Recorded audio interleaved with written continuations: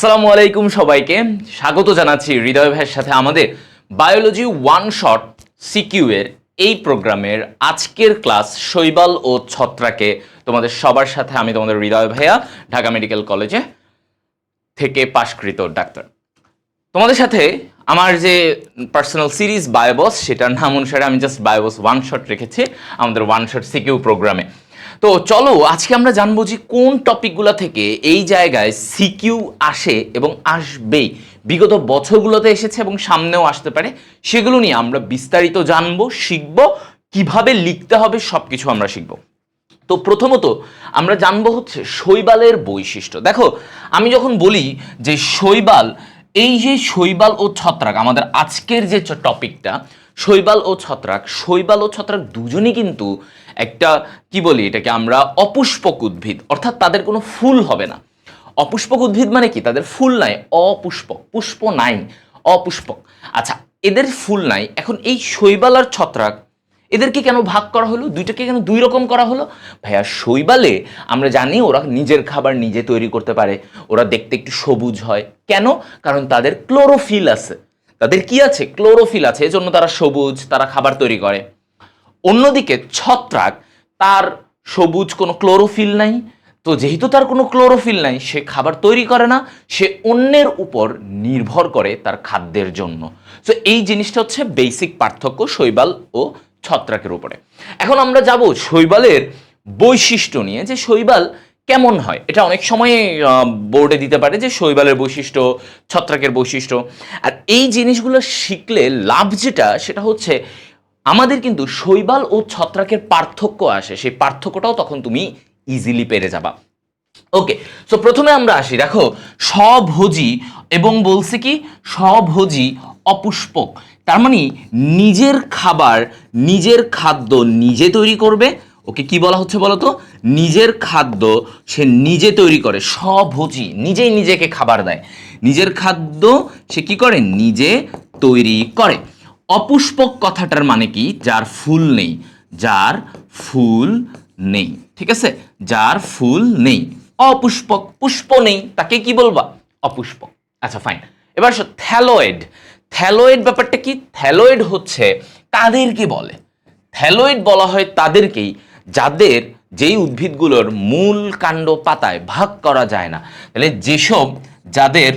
যেসব উদ্ভিদকে আমরা মূল কাণ্ড ও পাতা থাকে না, পাতা নেই, তাদেরকে আমরা কি বলি? তাদেরকেই আমরা বলে থাকি থ্যালয়েড।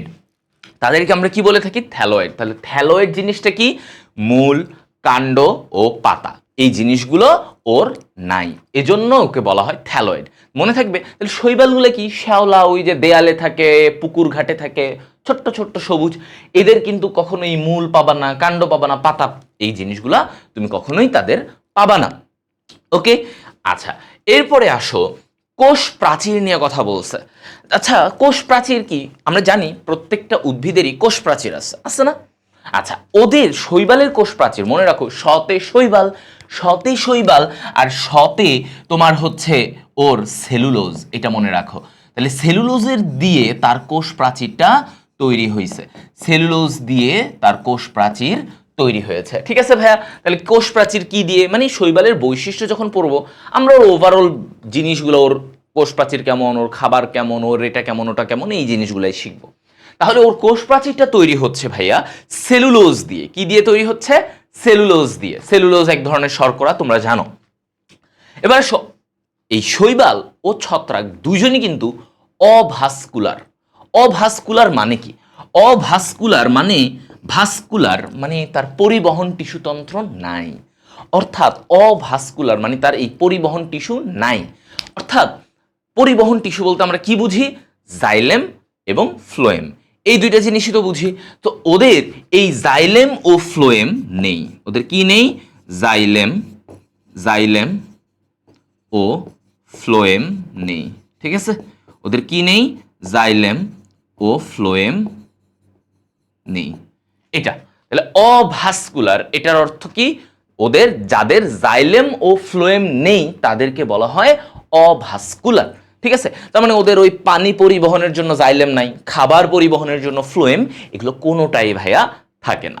আচ্ছা, এবার আসো, তাহলে ওর সঞ্চিত খাবারটা কি, কি খাবার ও জমা রাখে, এটা তাহলে লিখবা সঞ্চিত খাদ্য। ও সঞ্চিত খাদ্য কি থাকে, মূলত শর্করা। হ্যাঁ, শর্করা, এই স্টার্চ, এই জিনিসগুলো সে সঞ্চয় করে। তাহলে প্রত্যেকেরই সঞ্চয় থাকে, যেমন আমরা মানুষ, আমাদের সঞ্চিত খাবার কি বলতো, আমাদের সঞ্চিত খাবার হচ্ছে গ্লাইকোজেন, আমরা গ্লাইকোজেন জমা রাখি আমাদের দেহে। ঠিক একইভাবে শৈবালের সঞ্চিত খাদ্য হচ্ছে শর্করা, এই শর্করাটাকে তারা জমা রাখে। ওকে ফাইন, এরপরে আসো, এখানে বলছে যৌনুক্রম নিয়ে কথা। এটা হচ্ছে কি যৌনুক্রম। আচ্ছা, যৌনুক্রম কি জিনিস, এই জিনিসটা আগে জানতে হবে। তো এখানে যৌনুক্রম কি জিনিস, এইটা যদি আমরা একটু যাই, খেয়াল করো ভাইয়া।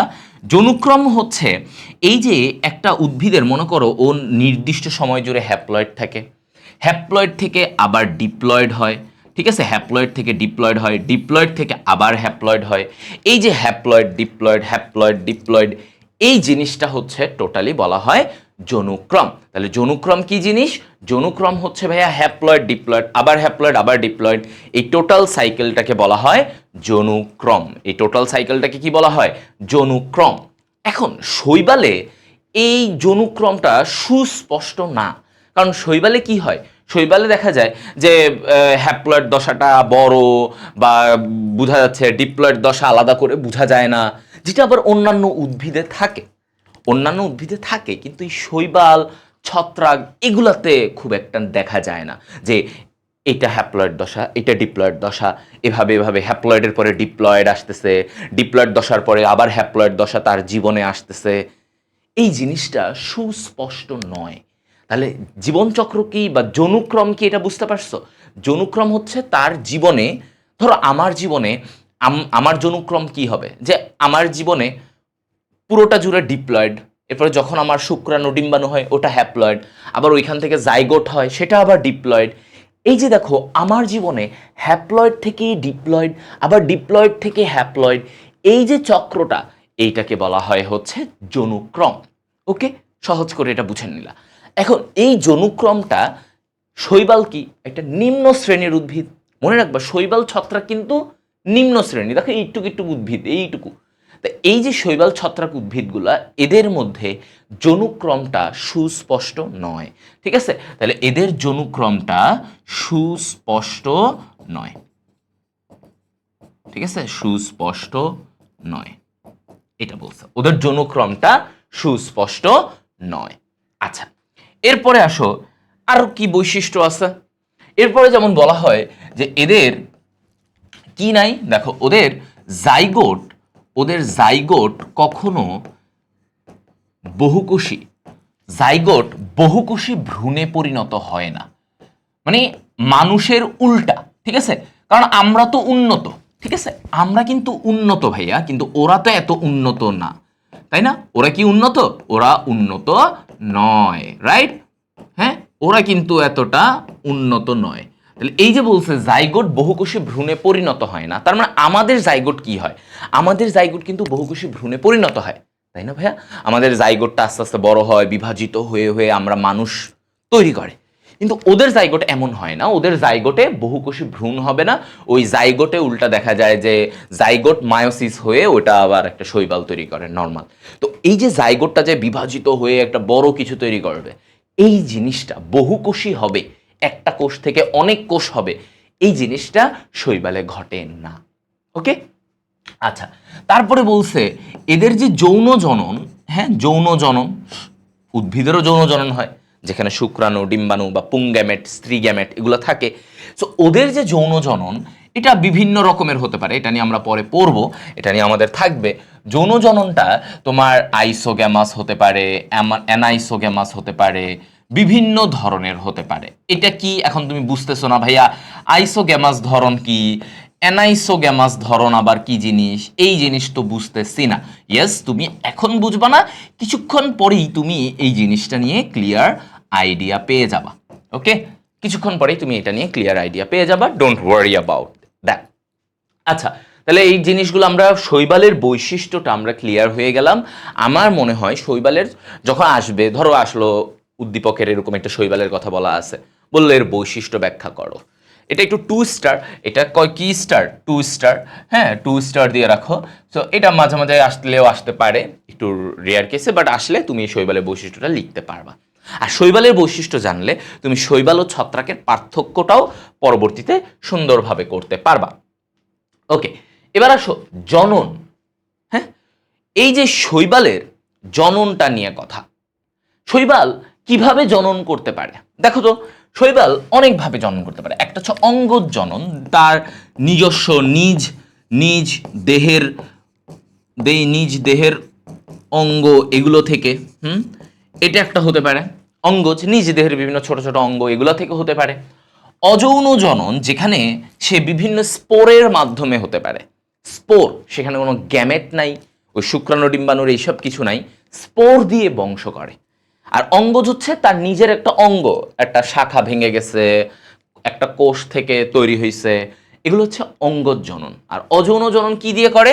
স্পোরের মাধ্যমে। কিসের মাধ্যমে ভাইয়া? স্পোরের মাধ্যমে করে। ঠিক আছে, স্পোরের মাধ্যমে সে এটা করবে। অন্যদিকে যৌন জননটা আসো, যৌন জননটা কি? ওই যে পুং গ্যামেট স্ত্রী গ্যামেট দিয়ে। যৌন জননটা কি দিয়ে করবে ভাইয়া? পুং গ্যামেট ও স্ত্রী গ্যামেট। পুং গ্যামেট ও স্ত্রী গ্যামেট।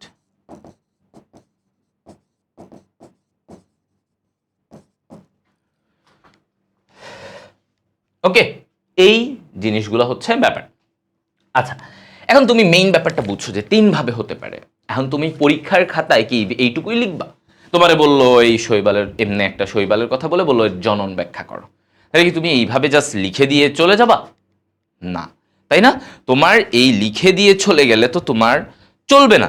সো তুমি কি করবা? তুমি এটা একটু তখন ব্যাখ্যা করলে। এটা কিন্তু শৈবালের জনন বলতেছে, মানে ইন জেনারেল সব শৈবালের কমন কিছু ব্যাপার এইটা নিয়ে আলোচনা হচ্ছে। সো আমরা সেই দিকে একটু যাই। তো প্রথমত তোমাকে আগে এই যে অঙ্গজ জনন, এটার এই হেডলাইনগুলা তোমাকে লিখলে তুমি মোটামুটি ভালো নাম্বার শিওর।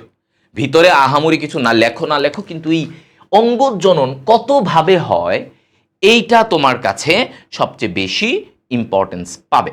ঠিক আছে, ওকে। আচ্ছা, তো এই যে দেখো কোষ বিভাজন, প্রথম যে অঙ্গজ, ওর অঙ্গ দিয়ে কিভাবে সে একটা শৈবাল থেকে 2টা শৈবাল তৈরি করবে বা আরো বেশি শৈবাল তৈরি করবে। প্রথমত এই যে কোষ বিভাজন, এই ব্যাপারটাই খেয়াল করি আমরা। কোষ বিভাজনে দেখো ওর কি একটি কোষ থেকে 2টি কোষ, তাই না? একটি কোষ থেকে 2টি কোষ, এভাবে করে এটা কোষ বিভাজন। তার মানে ওর মনে করো একটা কোষ ছিল, একটা শৈবালের একটা কোষ, এই কোষটা ভেঙে 2টা কোষ এভাবে হয়ে কি হয়েছে? এই 2টা কোষ পরবর্তীতে এক একটা শৈবাল তৈরি করছে। একটা কোষ বিভাজিত হয়ে 2টা হইল, ওই 2টা কোষ থেকে পরবর্তীতে আবার 2টা শৈবাল তৈরি হয়ে গেল। এটা একটা উপায় হতে পারে যে কোষ বিভাজন। আরেকটা কি দেখো তো? খণ্ডায়ন। খণ্ডায়ন কি? সহজ কথা, দেহের খণ্ড থেকে হচ্ছে। সো এই যে খণ্ডায়নটা কি? দেহের খণ্ড থেকে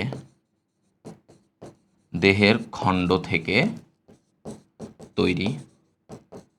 ঠিক আছে, তাহলে খণ্ডায়ন জিনিসটা কি? দেহের খণ্ড থেকে তৈরি হচ্ছে একটা খণ্ড, এই খণ্ড ভেঙে ভেঙে এই জিনিসটা তৈরি হচ্ছে, এটাকে বলে দেহের খণ্ডায়ন। কি বলছি? দেহের যে খণ্ড, মানে ধরো এরকম একটা শৈবালের খণ্ডায়নটা কি? যে এরকম ধরো একটা শৈবাল, হ্যাঁ, এই শৈবালের ধরো এটা একটা শৈবাল, হ্যাঁ, এই শৈবালের এই অংশটা খণ্ড হয়ে গেল, বা এইখান থেকে এতটুকু খণ্ড হয়ে গেল। এই খণ্ডটা যখন আলাদা হবে, এই খণ্ডটা আলাদা হওয়ার পরে সেখান থেকে নতুন একটা শৈবাল হতে পারে। এটাকে বলে খণ্ডায়ন প্রক্রিয়া। ওকে, খণ্ডায়ন প্রক্রিয়া। এবার আসো টিউবার কি? তাহলে আরেকটা উপায় কি? টিউবার হতে পারে। তাহলে টিউবার হচ্ছে ভাইয়া এই যে মাটির নিচের কিছু অংশ, শৈবালের মাটির নিচের অংশ, দেখা যায় একটা শৈবালের নিচের দিকে, হ্যাঁ, মাটির নিচের অংশ থেকে তোমার এটা হতে পারে। দেখো, তাহলে মাটির নিচের অংশটা দেখা গেল একটা শৈবালে মাটির নিচে এরকম গোল একটা টিউবার হয়েছে, ওই টিউবারটা থেকেও আলাদা করে, টিউবার তো তারই অংশ, কোথায় থাকে? টিউবারটা তৈরি হয় মাটির নিচে, এটা মাথায় মনে রাখতে হবে। এই টিউবার থেকে পরবর্তীতে নতুন শৈবাল হতে পারে। ওকে, তাহলে মাটির নিচের একটা অংশ থেকেও নতুন শৈবাল। দেখো, তার মানে এইটাও কিন্তু তার একটা অঙ্গ, তাই না? একটা শৈবালের মাটির নিচের একটা অঙ্গ থেকে নতুন শৈবাল হচ্ছে। ওকে, টিউবার। এরপরে বলতেছে, এরপরে লিখবা কুড়ি, একটা হেডলাইন দিয়ে এভাবে লিখবা কুড়ি, কুড়ির মাধ্যমে হতে পারে। হ্যাঁ, কিছু কিছু শৈবাল যেমন প্রোটোসাইফনের কথা আমরা বলে থাকি, যে ওরা কি করে, মুকুল, কুড়ি মানে বুঝছো, এই যে, হ্যাঁ, দেহের মাথায়, একটু শৈবালের মাথায় কুড়ি, এই যে কুড়িগুলো থাকে, কুড়ি থেকে নতুন শৈবাল হতে পারে। যেমন মনে করো এটা একটা শৈবালের এই মাথার দিকে এরকম একটা কুড়ি তৈরি হলো, এটা কি, এই যে দেখো এরকম একটা কুড়ি, এই জিনিসটাকে বলা হয় কুড়ি। ঠিক আছে, মনে করো এটা একটা কুড়ি, এই কুড়িটা থেকে নতুন একটা শৈবাল হতে পারে। এই কুড়ি থেকে নতুন শৈবাল হতে পারে। এটা কাদের দেখা যায়? প্রোটোসাইফন দেখা যায়। উদাহরণগুলো তোমাদের এত লাগবে না, উদাহরণ এত মানে সৃজনশীলে লেখা লাগে না, তুমি এমসিকিউ এর জন্য এমনি দেখে গেলে দেখে পারো, বাট এমসিকিউ তো এগুলো সহজে আসে না, উদাহরণগুলো এগুলো মেডিকেল অ্যাডমিশনে বেশি আসে। সো দেহের মাথায় এরকম একটা অংশ থেকেও এটা নতুন শৈবাল হতে পারে, মানে এই কুড়ির অংশটা আলাদা হয়ে এটা কি করতে পারে, একটা নতুন শৈবাল জন্ম দিতে পারে।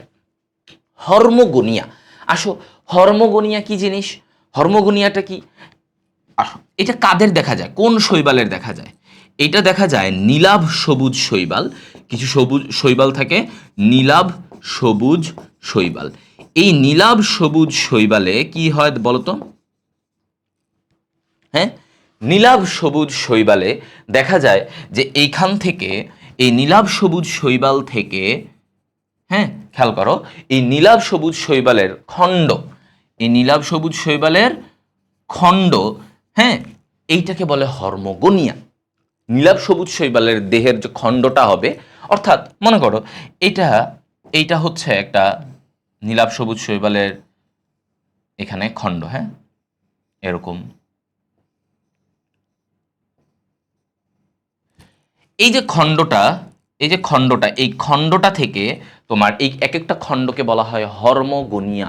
কি বলা হয়? এই অংশটাকে বলা হয় হর্মোগোনিয়া। ঠিক আছে, হর্মোগোনিয়া এটা। তাহলে এটাকে কি বলা হয় বলতো ভাইয়া? হর্মোগোনিয়া। তাহলে এই যে নীলাভ সবুজ শৈবালের এই অংশটা, এটাকে বলি আমরা হর্মোগোনিয়া। এই হর্মোগোনিয়াটা তোমার পরবর্তীতে নতুন একটা শৈবালে পরিণত হয়। এটা কি হয়? এই হর্মোগোনিয়াটা নতুন শৈবালে পরিণত হয়। সো এই জিনিসগুলো হচ্ছে তোমার অঙ্গজননের বিস্তারিত। অঙ্গজনন থেকে তোমার যখন আসবে, তুমি হেডলাইনগুলো দিয়ে তারপরে তুমি এইগুলো নিয়ে এক দুই লাইন লিখে দিবা, শেষ। তুমি অঙ্গজটাই ভাবে ব্যাখ্যা করে দিতে পারো সহজে।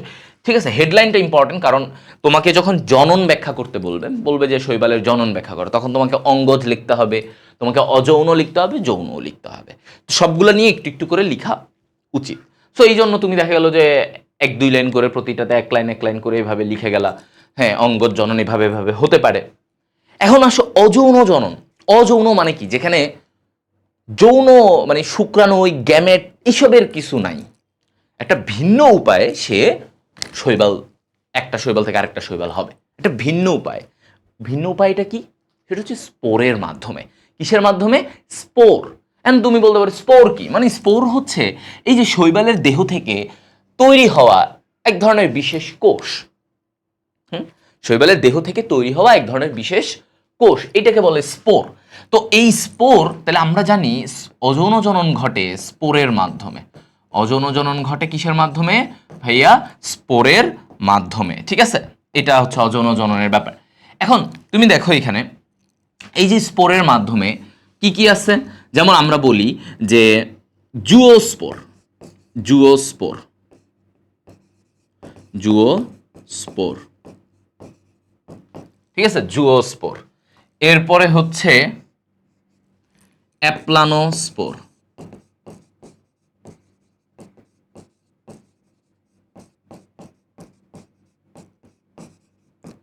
অ্যাপ্লানোস্পোর। এরপরে হচ্ছে হিপনোস্পোর,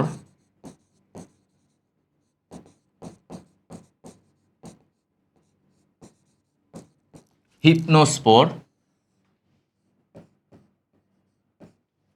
এরপরে হচ্ছে একাইনিটি,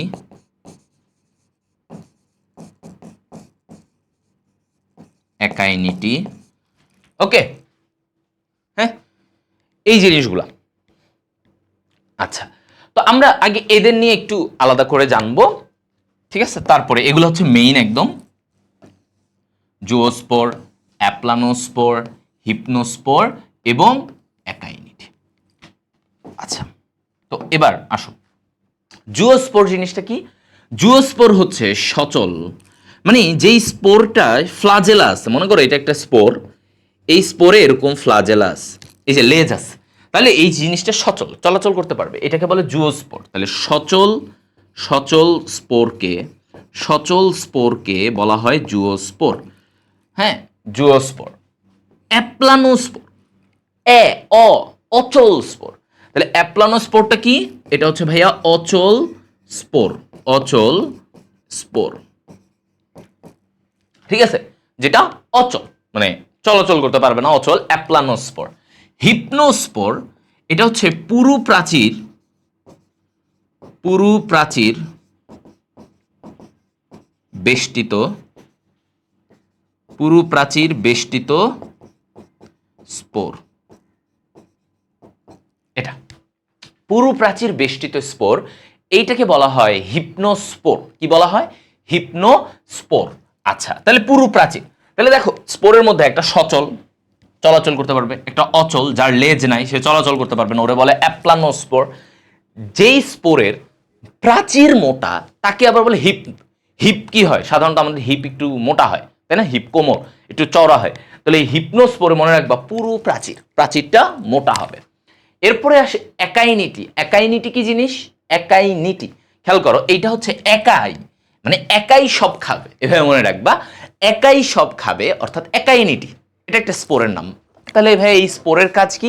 একাইনিটি স্পোর হচ্ছে খাদ্য সঞ্চয়কারী স্পোর, মানে যে স্পোরে অনেক খাবার জমা থাকে, এইটাকে আমরা বলে থাকি একাইনিটি। ওকে, খাদ্য সঞ্চয়কারী, সঞ্চয়কারী স্পোর, খাদ্য সঞ্চয়কারী স্পোর, ঠিক আছে? এটাকে কি বলা হবে ভাইয়া?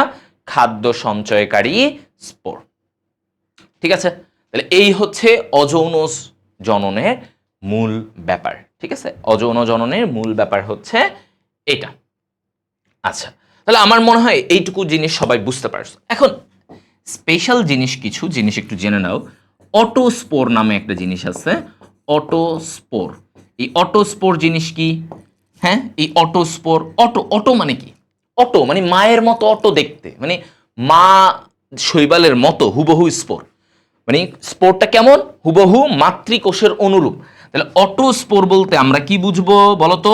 অটোস্পোর বলতে আমরা বুঝবো মাতৃকোষের অনুরূপ, যেই কোষ থেকে, এই স্পোরগুলা তো একটা কোষ থেকেই তৈরি হয়, তো যদি কোনো স্পোর এমন হয় যে এটা মাতৃকোষ, মানে মায়ের মতো, তাহলে এটাকে বলা হয়, এটাকে বলা হয় অটোস্পোর। মাতৃকোষের অনুরূপ এরকম হলে এটাকে আমরা কি বলি? এটাকে বলা হয় অটোস্পোর। ওকে, অটোস্পোর। আচ্ছা, অটোস্পোর গেল। হ্যাঁ, এরপরে আসো, এরপরে আসো এইখানে কি, এটা অটোস্পোর মাতৃকোষের অনুরূপ। অক্সোস্পোর, কি বলছে? অক্সোস্পোর,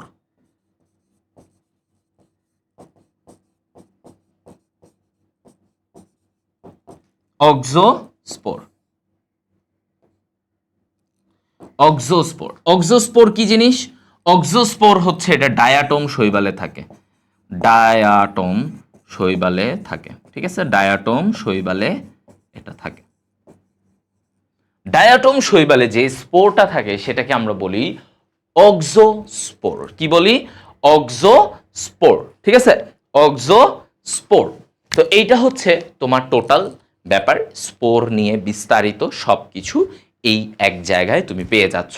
তাহলে জুওস্পোর, অ্যাপ্লানোস্পোর, হিপনোস্পোর, একাইনিটি, অটোস্পোর, অক্সোস্পোর, এই টোটাল জিনিসগুলো হচ্ছে অযৌন জননের মধ্যে আমার টোটাল একদম সাম আপ। এটা মানে অক্সোস্পোর মনে রাখবে, এখানে বেশি কিছু না, ডায়াটম যে শৈবাল সেখানে এই এক ধরনের বিশেষ স্পোর থাকে, এটাকে অক্সোস্পোর বলা হচ্ছে, আর কিছুই না। শেষ। এখন আসি আমরা এই যে যৌন জনন, যৌন জননে শৈবাল কয় রকমের হতে পারে? যৌন জনন আমরা তখনও অনেক কিছু বলছিলাম, তো অনেকভাবে এটাকে ভাগ করি আমরা। যেমন যৌন জননে আমরা জানি এখানে গ্যামেট থাকবে। যৌন জনন মানে কি? এখানে পুং গ্যামেট, স্ত্রী গ্যামেট, এই ব্যাপারগুলো আছে। তো সক্ষমতা অনুসারে আমরা এটাকে ভাগ করি। সক্ষমতা অনুসারে একটা হচ্ছে হোমোথ্যালিক, হোমোথ্যালিক, ঠিক আছে, হোমোথ্যালিক। আরেকটা হচ্ছে হেটেরোথ্যালিক। আরেকটাকে কি বলে? হেটেরোথ্যালিক, হেটেরোথ্যালিক।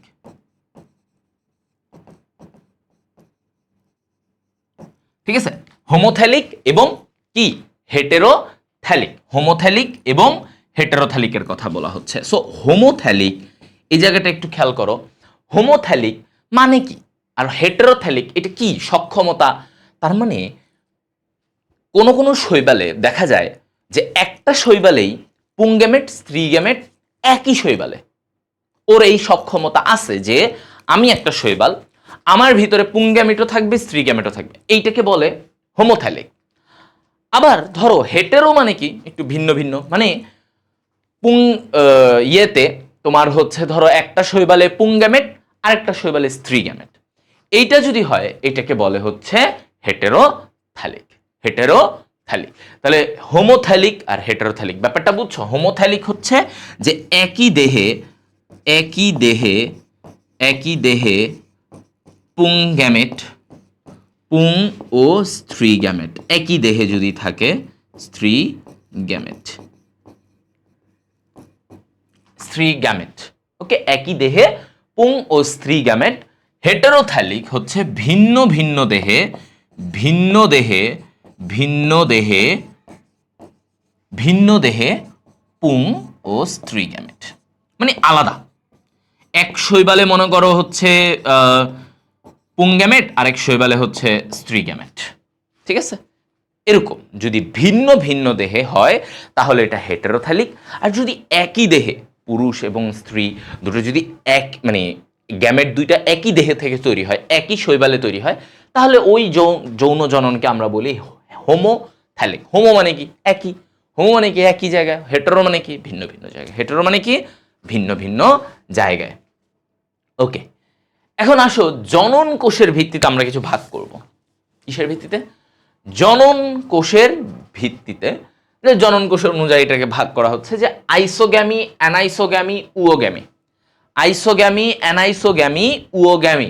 সো দেখো আইসোগ্যামি এটা হচ্ছে জনন কোষের ভিত্তিতে, মানে জনন কোষটা দেখতে কি রকম এই অনুযায়ী আমরা শৈবালের যে জনন, যৌন জনন, এটাকে তিন ভাগে ভাগ করছি যে গ্যামেটটা দেখতে কেমন।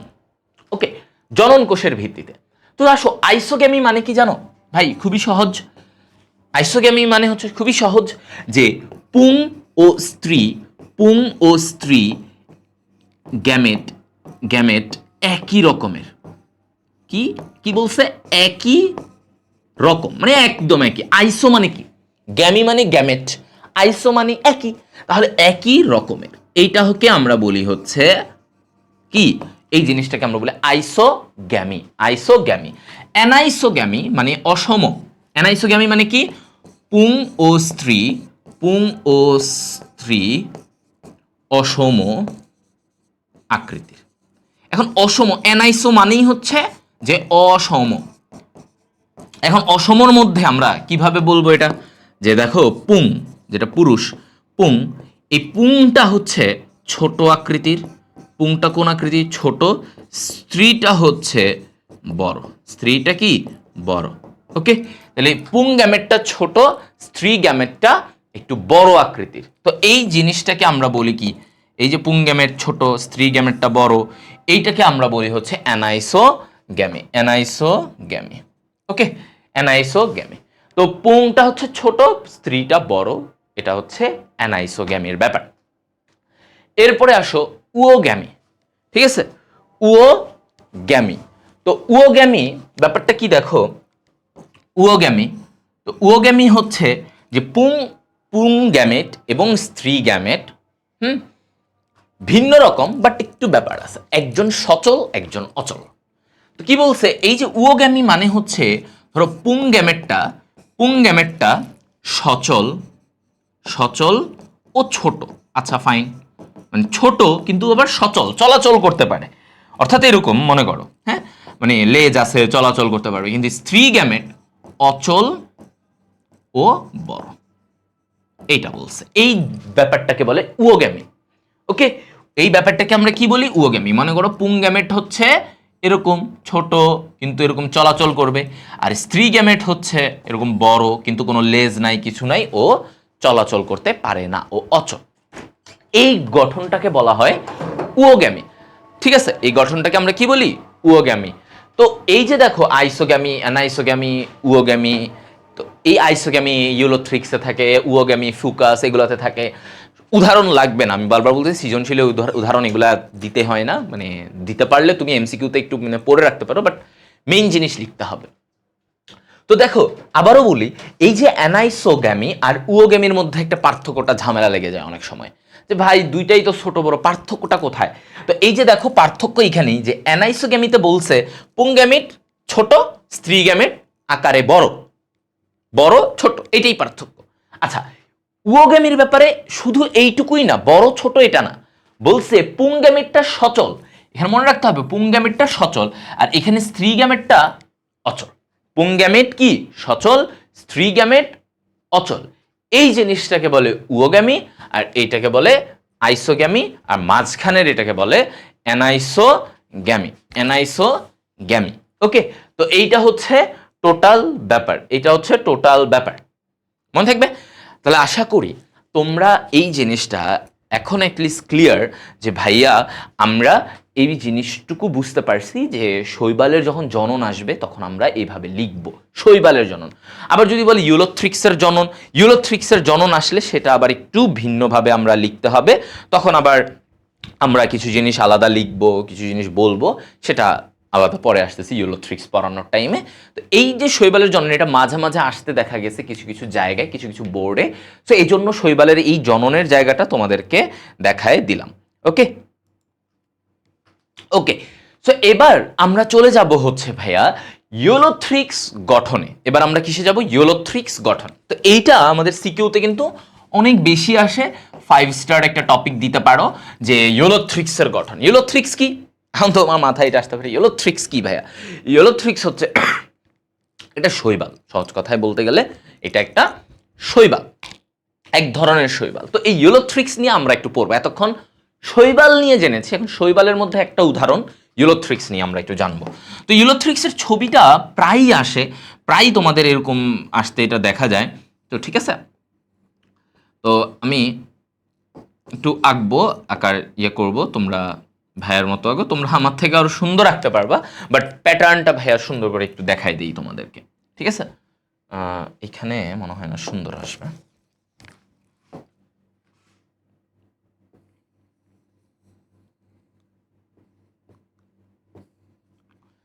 ঠিক আছে, আসুন দেখো, এই যে শৈবালের এই গোড়া থেকে চিকন থেকে একটু তোমার বাঁকানো হয়ে লম্বা হবে, মানে এরকম।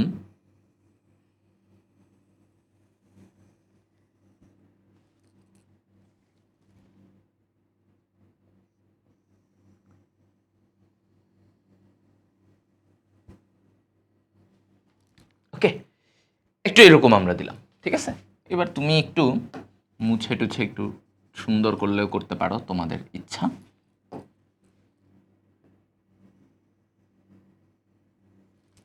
ওকে, তো আমি এটা দিলাম, একটু এরকম বাঁকা করে দিবা, একটু বাঁকা করে দেখাবা এই জায়গায়। আচ্ছা, এইখানে এই যে এই জায়গাটায় একটা লম্বা একটা কোষ থাকে, নিউক্লিয়াস নাই, কিছু নাই। এই যে এইখানে একটা লম্বা একটা কোষ দেখা যাচ্ছে, এটার একটা আলাদা নাম আছে। এরকম লম্বা ফার্স্টেই একদম গোড়ায় এরকম লম্বা একটা কোষ দিয়ে দিবা। ঠিক আছে, লম্বা একটা কোষ দেখায় দিবা। আচ্ছা, তারপরে ওর এখানে এরকম নর্মাল কোষগুলো দেখাবা, আয়তাকার, এরকম নর্মাল কোষ।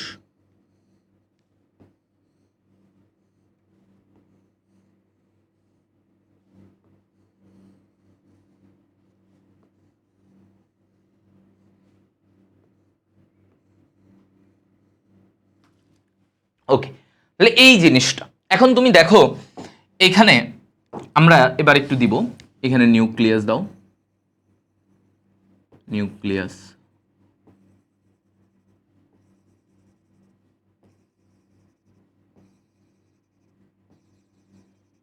আচ্ছা, আমি একটু নিউক্লিয়াস এঁকে দিলাম, ঠিক আছে।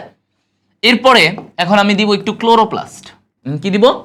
আমি একটু ক্লোরোপ্লাস্ট দিব। এটা এমনি দিয়ে দিবা, একে জাস্ট বুঝাই দিবা যে এখানে কিছু একটা আছে।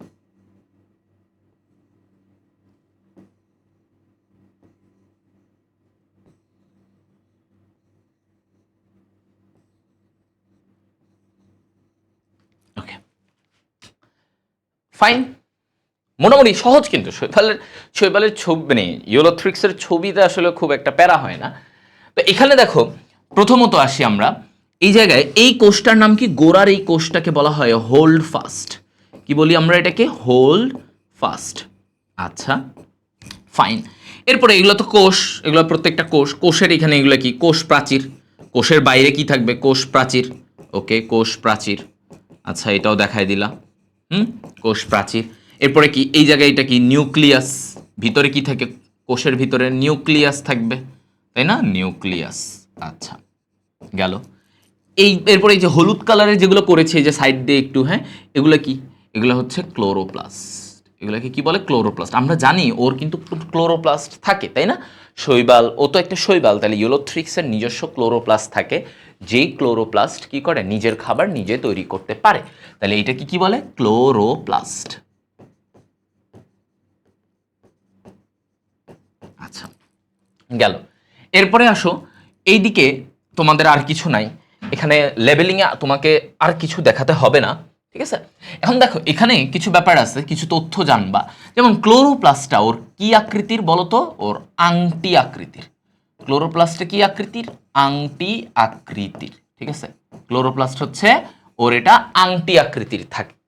এছাড়া এই ইউলোথ্রিক্সের দেহে তোমার কি থাকবে? ইউলোথ্রিক্সের দেহে ভাইয়া এরকম পাইরিনয়েড থাকে পদার্থ। কি এটা? এটাকে বলা হয় পাইরিনয়েড, ঠিক আছে। এটাকে কি বলা হয়? পাইরিনয়েড। পাইরিনয়েড। এই যে পাইরিনয়েড থাকে, এই পাইরিনয়েডটা কি? এটা এক ধরনের প্রোটিন পদার্থ। এটা কি পদার্থ? এক ধরনের প্রোটিন পদার্থ। প্রোটিন পদার্থ, যার চারপাশে কি থাকে তোমার? যার চারপাশে শর্করা থাকে। শর্করা থাকে। তাহলে এটা কি বলছে দেখো, পাইরিনয়েড হচ্ছে একটা প্রোটিন জাতীয় পদার্থ যার চারপাশে শর্করা থাকে। ওকে, তাহলে এই জিনিসটা ইউরোথ্রিক্সের ভিতরে থাকে, এবং এইটা তোমাকে এমসিকিউতেও লাগবে, সিকিউতে আসলে এমনি জাস্ট নিচে লিখে দেবা যে ওদের এখানে পাইরিনয়েড থাকে। পাইরিনয়েড কি? এটা এক ধরনের প্রোটিন পদার্থ। পতে পাইরিনয়েড, পতে প্রোটিন, যার চারপাশে আবার শর্করা থাকে। তো এরকম একটা ব্যাপার, এটা এমসিকিউ বা এগুলো তো আসে। তো তোমাকে যখন বলবে ইউলোথ্রিক্সের গঠন আঁকো, ছবি এঁকে দেখাও, তখন তুমি ভাইয়া এতটুকু সুন্দর করে দেখায় দিবা। এই চারটা জিনিস লেবেলিং করলেই হবে, এনাফ, আর কিছু লাগবে না। হোল্ড ফাস্ট, কোষ প্রাচীর, নিউক্লিয়াস, ক্লোরোপ্লাস্ট, কারণ এগুলাই আছে। সো তুমি তখন এই জিনিস কয়েকটা দেখাই দিবা, তোমার আর কিছুই এখান থেকে দরকার পড়বে না, ঠিক আছে। আর কিছুই এখান থেকে দরকার পড়বে না। আসো, এখন আমরা যেটা বলবো যে এই ইউলোথ্রিক্সের জনন, এটা আবার আসে। ইউলোথ্রিক্সের জনন এইটা আমাদের ভালোই আসে। ইউলোথ্রিক্স, শৈবালের জননও আসে, ইউলোথ্রিক্সের জননও আলাদা করে আসে। ইউলোথ্রিক্সের জনন, ঠিক আছে। আসো, তো ইউলোথ্রিক্সের জননে আমরা একটু খেয়াল করি। দেখো, ইউলোথ্রিক্সের জনন দুইভাবে মূলত আমরা দেখি, অযৌন আর একটা হচ্ছে যৌন। তো অযৌন জনন মানে কি? স্পোর, সহজ কথা, স্পোর। তাহলে ওদের এই যে ইউলোথ্রিক্সের জুওস্পোর থাকে, মনে আছে? আমরা একটু আগে পড়ছিলাম জুওস্পোর কি জিনিস। জুওস্পোর হচ্ছে যেটা মানে ফ্লাজেলা থাকে, যেটা চলাচল করতে পারে, সেটাকে আমরা জুওস্পোর বলি। তো এখানে দেখো, এই যে একটা শৈবালের জুওস্পোর থাকে, এই মানে ইউলোথ্রিক্সের, সরি এখানে আমরা ইউলোথ্রিক্স নিয়ে কথা বলতেছি, সরি একটু,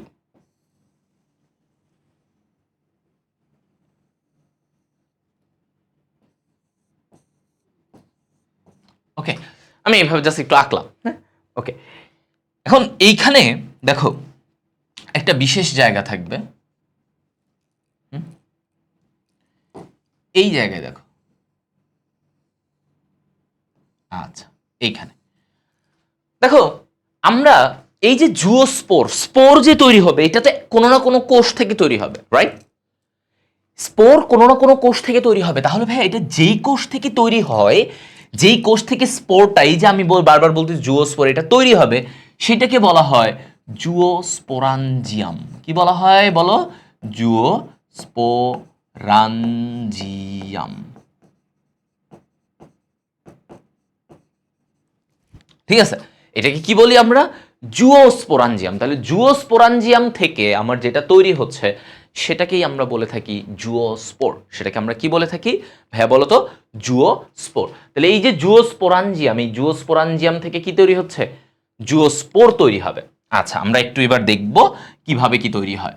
তো এই যে এই জুওস্পোরাঞ্জিয়াম কোষ থেকে আমার এইখান থেকে এরকম জুওস্পোর তৈরি হচ্ছে। এই যে জুওস্পোর, এগুলা 4 ফ্লাজেলা বিশিষ্ট, হ্যাঁ, 4 ফ্লাজেলা বিশিষ্ট এগুলো হচ্ছে জুওস্পোর,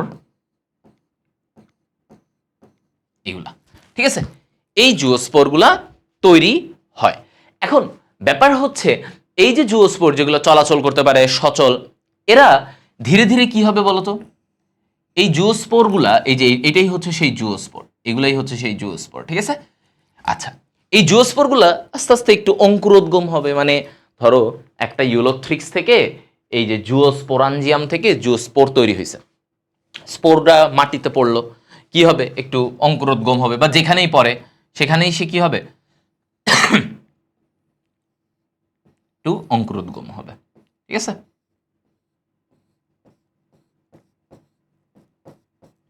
ওকে, একটু এই জায়গায় সে অঙ্কুরোদ্গম হয়ে গেল, একটু বড় হইলো আস্তে আস্তে, রাইট? এবার সে আস্তে আস্তে আরেকটু পরিবর্তন হবে, কারণ আলটিমেটলি এই জুওস্পোর থেকে কি হবে? একটা নতুন ইউলোথ্রিক্স হবে। আলটিমেটলি কি হবে? একটা নতুন ইউলোথ্রিক্স হওয়া। আচ্ছা, তারপরে এখানে দেখো এটা আরেকটু বড় হবে, এখানে একটু নিউক্লিয়াস আসবে, হ্যাঁ, আরেকটু বড় হবে, এরকম এরকম আরেকটু বড় হইলো। এবার এইটা একটু পরিবর্তন হয়ে একটু একটু এভাবে কিন্তু ছবি আঁকা লাগবে। খেয়াল করো, এই যে ইউলোথ্রিক্সের জনন যখন তুমি করতে যাবা, এটা কিন্তু 5 স্টার, আমি মানে অনেক ইম্পর্টেন্ট, ভালো ইম্পর্টেন্ট। তো এটা যখন তখন ছবি দেখো ভাইয়া, যতগুলো এই ওয়ান শটে ছবি আঁকবো, মনে রাখবা সৃজনশীল আসবে মানে এই ছবিগুলো তোমার লাগবে। ওয়ান শটে যত ছবি আমরা এঁকে দিব তোমাকে, তুমি প্রত্যেকটা ছবি তুমি মাস্ট আঁকবা। মানে ওটা যদি বোর্ডে পরীক্ষায় আসে মাস্ট আঁকবা, ওই ছবিগুলো সবগুলো ইম্পর্টেন্ট, যতগুলো ছবি ভাইয়ারা আঁকবো। আচ্ছা, সব কারণে এখানে আমরা আজাইরা জিনিস কিছু পড়াবো না বা বলবো না। এখন আসো, এই যে এইটা থেকে এবার সে আরেকটু বড় হবে, একটু ইউলোথ্রিক্সের ছোট ইউলোথ্রিক্সের মতো হবে, হ্যাঁ, একটু ছোট ইউলোথ্রিক্সের মতো হবে। এই যে এরকম, হ্যাঁ, এরকম হইলো, এরকম হইলো, এরকম একটা দেখা দিল। ঠিক আছে,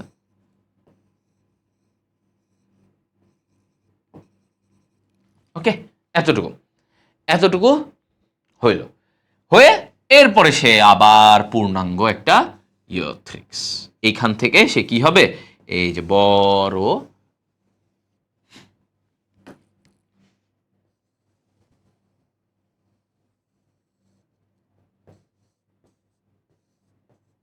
এই যে একটা বড় ইউলোথ্রিক্স তৈরি করবে। একটা কি হবে? বড় ইউলোথ্রিক্স সে তৈরি করবে। তাহলে এইটা হচ্ছে পুরো ইউলোথ্রিক্সের যে জনন, মানে পুরো ব্যাপারটা এইখানে। তাহলে জুওস্পোর, এই জুওস্পোরের মাধ্যমে তোমার কি কি ঘটলো তুমি এখানে দেখতে পাচ্ছ। এই পুরো জিনিসটা এখানে ঘটতেছে। ঠিক আছে, পুরো জিনিসটাই এখানে ঘটতেছে।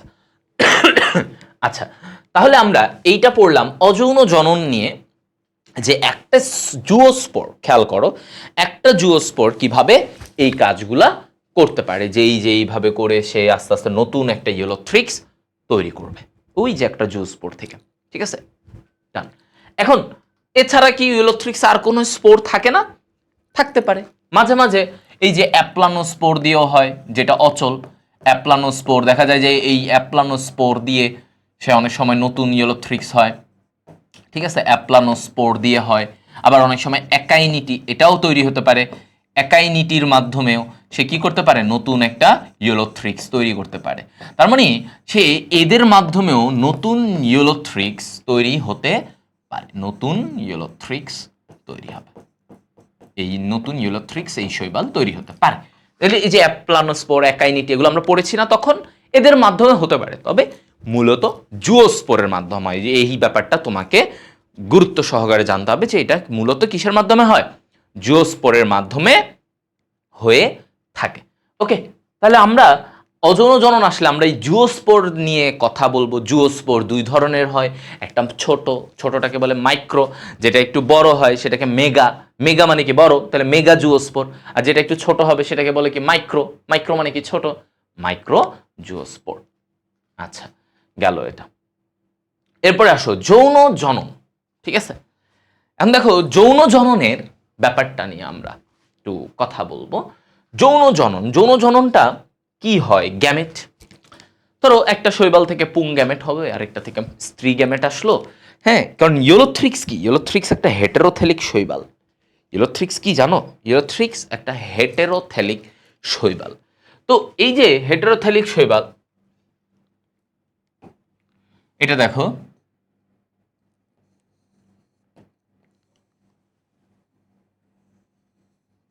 এটা, ঠিক আছে, এরকম মনে করো, এটা আমি জাস্ট এমনি দিলাম আর কি। হ্যাঁ, এরকম তোমরা আবার ইয়ে করো না ভাই, এমনি ছবি আঁকলো, এত বাজে ছবি আঁকছেন, তোমরা একটু সুন্দর করে টাইম নিয়ে আইকো, এরকম দিবা। ওকে, এখন এই শৈবাল থেকে দেখো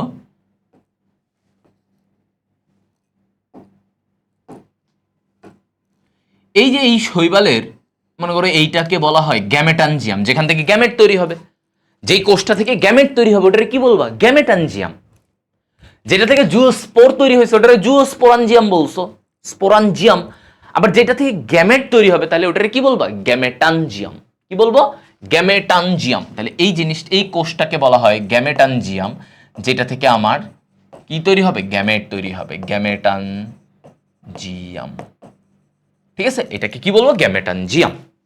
তো তুমি এখানে দেখো ভাইয়া, এই যে গ্যামেটানজিয়াম, গ্যামেটানজিয়ামে এরকম ধরো এখান থেকে, এই গ্যামেটানজিয়াম থেকে কি হবে, একটা কোষ বের হবে। গ্যামেটানজিয়াম থেকে কি হবে, একটা এরকম গ্যামেট বের হইল, ঠিক আছে, হ্যাপ্লয়েড, এই যে দুই ফ্লাজেলা বিশিষ্ট।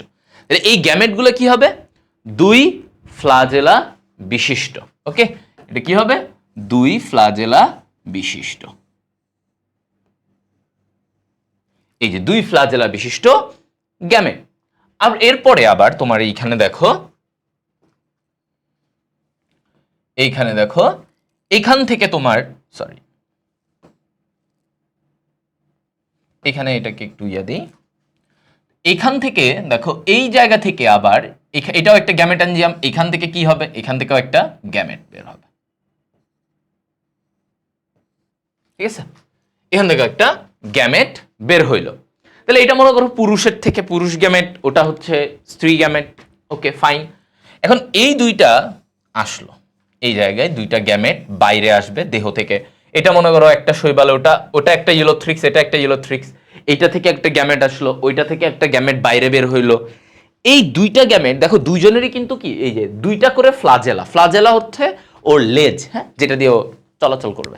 তাহলে এই যে দুইটা মিলে এখন যৌন মিলন হবে। তো যৌন মিলনে কি ঘটবে দেখো, ধরো এই যে এইখানের গ্যামেট ও আসলো, আর এইখানের গ্যামেট, ওরাও দুজন মিলিত হবে, ঠিক আছে।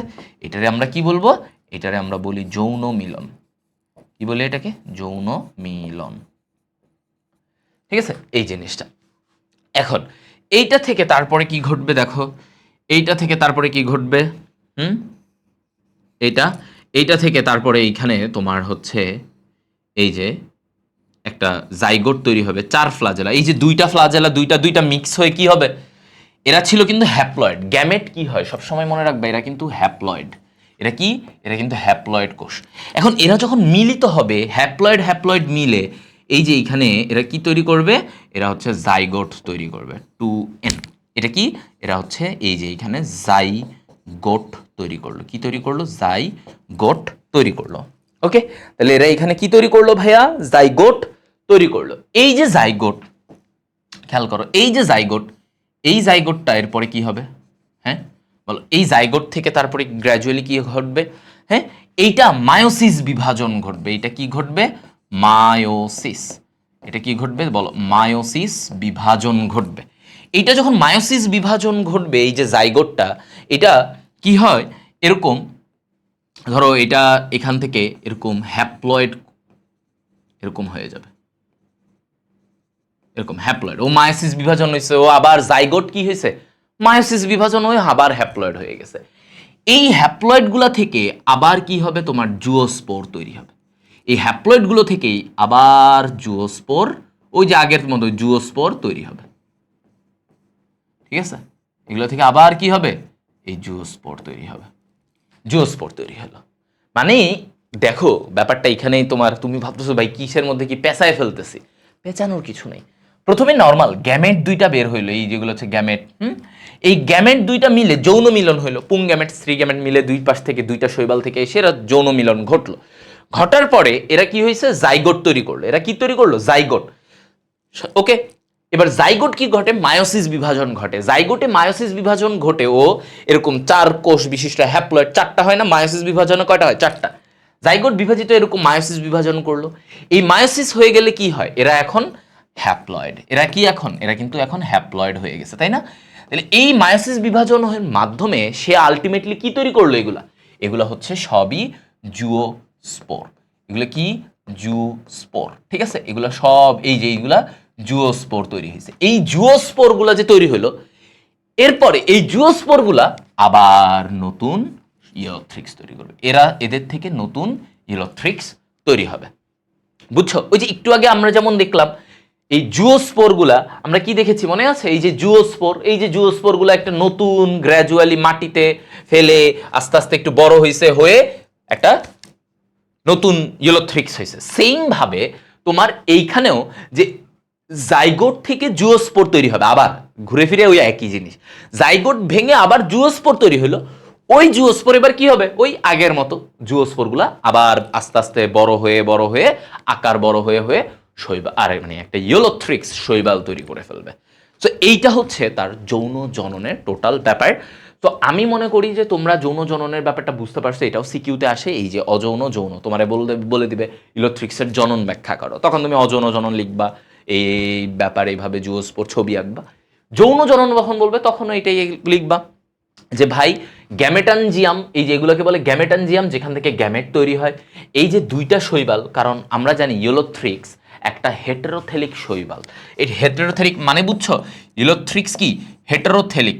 ইউলোথ্রিক্স এটা কি? হেটেরোথেলিক। ঠিক আছে, হেটেরোথেলিক শৈবাল মানে কি? হেটেরোথেলিক শৈবাল মানে কি বলো তো? হেটেরোথ্যালিক।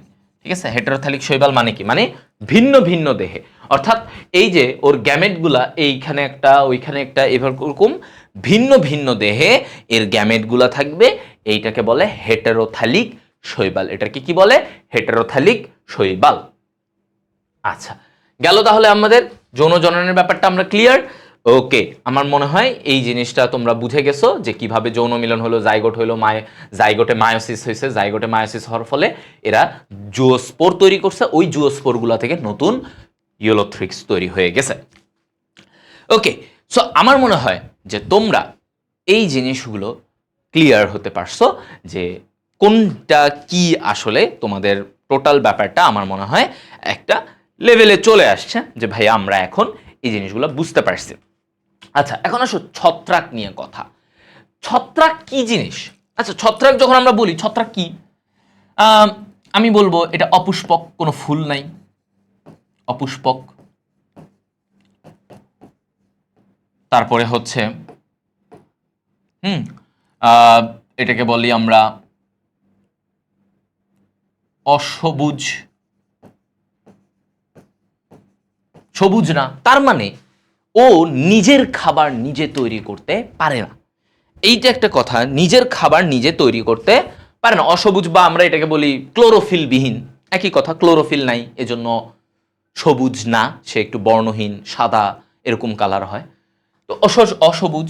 এরপরে আমরা বলতে পারি যে ওর অভাস্কুলার, অভাস্কুলার মানে ওর কোনো জাইলেম ফ্লোয়েম এই টিস্যুগুলো নাই। হ্যাঁ, জাইলেম ফ্লোয়েম ওই পানি পরিবহন করবে, খাদ্য পরিবহন করার মতো টিস্যু ওর নাই, অভাস্কুলারও বলা যায়। ঠিক আছে, অভাস্কুলারও বলা যায়। এরপরে হাইফি সমৃদ্ধ, আরেকটা কথা কি বলছে, হাইফি সমৃদ্ধ। ওকে, হাইফি সমৃদ্ধ মানে কি ভাইয়া, ওর দেহগুলো এরকম শাখা শাখা যুক্ত থাকে, এইটাকে বলে হাইফি। মানে হাইফি কি এরকম, ওর দেহে এরকম শাখা থাকবে, এই জিনিসগুলো যে থাকে এটাকে বলে হাইফি।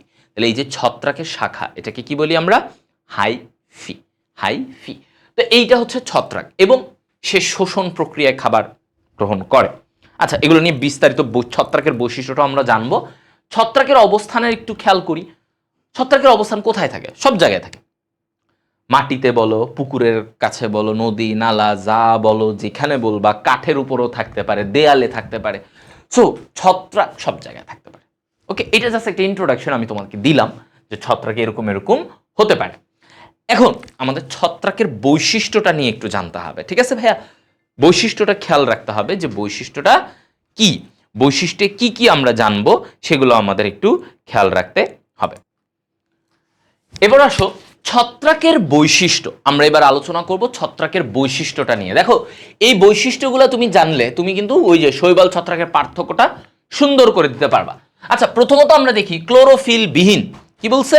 ক্লোরোফিল বিহীন, তার মানে ওর ক্লোরোফিল নাই, তার মানে ও কোনো খাদ্য তৈরি করে না, খাদ্য তৈরি করে না। তাহলে এই যে ছত্রাক, আমরা শৈবালে দেখেছিলাম নিজের খাবার নিজে তৈরি করে, স্বভোজী, কিন্তু এরা নিজের খাবার নিজে তৈরি করে না, খাদ্য তৈরি করে না।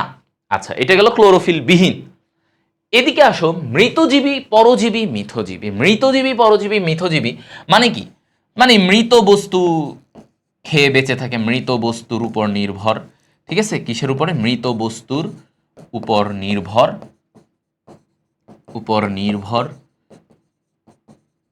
নির্ভর করে। মিথজীবী মানে কি? মানে দুইজন মিলেমিশে থাকে, বেস্ট ফ্রেন্ডের মতো, বেস্ট ফ্রেন্ড। আর পরজীবী মানে কি?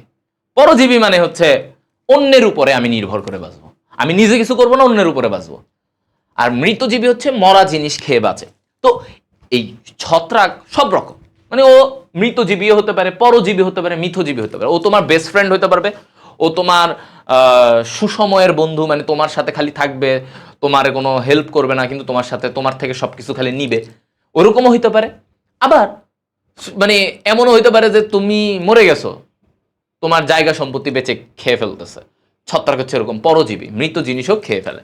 তো এইটা হচ্ছে যে ওর আরেকটা যে হতে পারে এরকম। এরা সুকেন্দ্রী। দেখো ছত্রাকের এই বৈশিষ্ট্যটা খেয়াল করো, সুকেন্দ্রী, অর্থাৎ এদের নিউক্লিয়াস সুগঠিত, এদের রাইবোজোম আমাদের মতো আর 80S। সো এইটাকে বলছে যে নিউক্লিয়াস সুগঠিত। নিউক্লিয়াসটা কি? ওদের সুগঠিত। সুগঠিত নিউক্লিয়াস থাকবে, সবকিছু ঠিকঠাক সুন্দর এরকম থাকবে। ওকে, নিউক্লিয়াস কেমন? সুগঠিত থাকে এবং গঠনমূলকভাবে এভাবে সুন্দরভাবে সাজানো থাকে, নিউক্লিয়াস সুগঠিত। আচ্ছা, এরপরে আসো কোষ প্রাচীর। কোষ প্রাচীরে কি বলছে? কোষ প্রাচীর বলছে যে এইটার দেখো ওর সেল মানে কাইটিন দ্বারা নির্মিত। এইটা আমরা ছোটবেলা থেকে পড়ে আসতেছি যে কাইটিন কাইটিন কাইটিন, তাই না? এটা আমরা ছোটবেলা থেকে পড়ে আসতেছি। তো এইটা দেখো, এই যে কাইটিন নির্মিত। কি নির্মিত ভাইয়া বলো? কাইটিন নির্মিত। ঠিক আছে, এটা কি নির্মিত? কাইটিন নির্মিত। তাহলে এই যে কোষ প্রাচীর, কাইটিন একটা মোটা প্রাচীর, এটা দ্বারা নির্মিত। এরপরে আসো সঞ্চিত খাবার। ওর সঞ্চিত খাবারটা কি? ওর সঞ্চিত খাবার হচ্ছে গ্লাইকোজেন।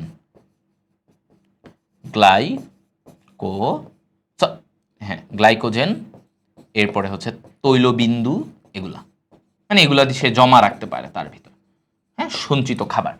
তাহলে আমরা অনেকগুলো তথ্য জানলাম, যে তথ্যগুলো আমাদের জন্য ইম্পর্টেন্ট। যে দেখো কোষ প্রাচীর, কাইটিন। কাইটিন কি জিনিস? এটা এক ধরনের বিশেষ শর্করা। হ্যাঁ, কাইটিন হচ্ছে কি? শর্করা, একটা বিশেষ, যেই শর্করাটা হচ্ছে যে ওইখানে গ্লুকোজের হাইড্রক্সিল মূলকের জায়গায় অ্যামিন মূলক ঢুকে যায়, তখন এই যৌগটাকে বলে কাইটিন। ওকে, সো কি বলছি? হাইড্রক্সিল মূলক, OH মূলকের জায়গায় অ্যামিন মূলক বসে গেলে ওই যে শর্করাটা হয়, এটাকে বলে কাইটিন। সো ছত্রাকের কোষ প্রাচীর কাইটিন, এবং কাইটিন অনেক শক্ত মজবুত হয়। সো ওর এটা এরকম সঞ্চিত খাবার, গ্লাইকোজেন থাকে, তৈলবিন্দু থাকে। আচ্ছা ঠিক আছে, এদের জননাঙ্গগুলা আমাদের জননাঙ্গ কেমন, আমাদের পুরুষ বা স্ত্রী জননাঙ্গ এগুলো হচ্ছে বহুকোষী, মানে একটু বড় হয়, বহুকোষী হয়। তো ওদের জননাঙ্গ জাস্ট এককোষী। ওদের জননাঙ্গ কেমন, এককোষী জননাঙ্গ, ঠিক আছে। ওদের জননাঙ্গটা কেমন, এককোষী ঘটবে, ওকে, এককোষী থাকবে, মানে একটা কোষের মতো এরকম জননাঙ্গ থাকে। তাহলে দেখো ভাই, আমরা এই যে আপাতত এখানে 6টা বৈশিষ্ট্য পড়লাম, 6টা বৈশিষ্ট্য আশা করি তোমরা ক্লিয়ার হইতে পারছো যে আসলে কি। আচ্ছা, এখন আসো বাকি আরো বৈশিষ্ট্যগুলো একটু দেখে নেই।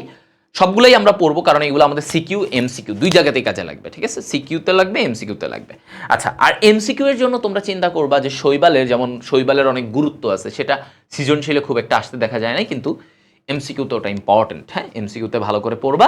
আবার ছত্রাকেরও গুরুত্ব, উদাহরণগুলো এমসিকিউ এর জন্য টুকটাক আসে, টুকটাক কিছু জিনিস আসে, সেটার জন্য আমাদের দাগানো পিডিএফগুলো একটু দেখে নিলে তোমাদের জন্য সুবিধা।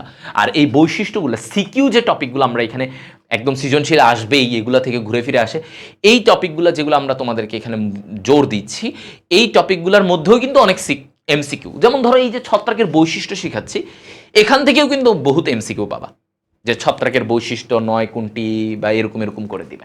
আচ্ছা, তো আসো, ওদের ভাস্কুলার টিস্যু কি আছে, নেই, ওদের ভাস্কুলার টিস্যু নাই, জাইলেম ফ্লোয়েম ওদের থাকে না, ঠিক আছে। তাহলে আরেকটা বৈশিষ্ট্য জানলাম যে ওদের জাইলেম ফ্লোয়েম নাই। শৈবাল ছত্রাক দুজনের একজনেরও জাইলেম ফ্লোয়েম বলে কিছু নাই।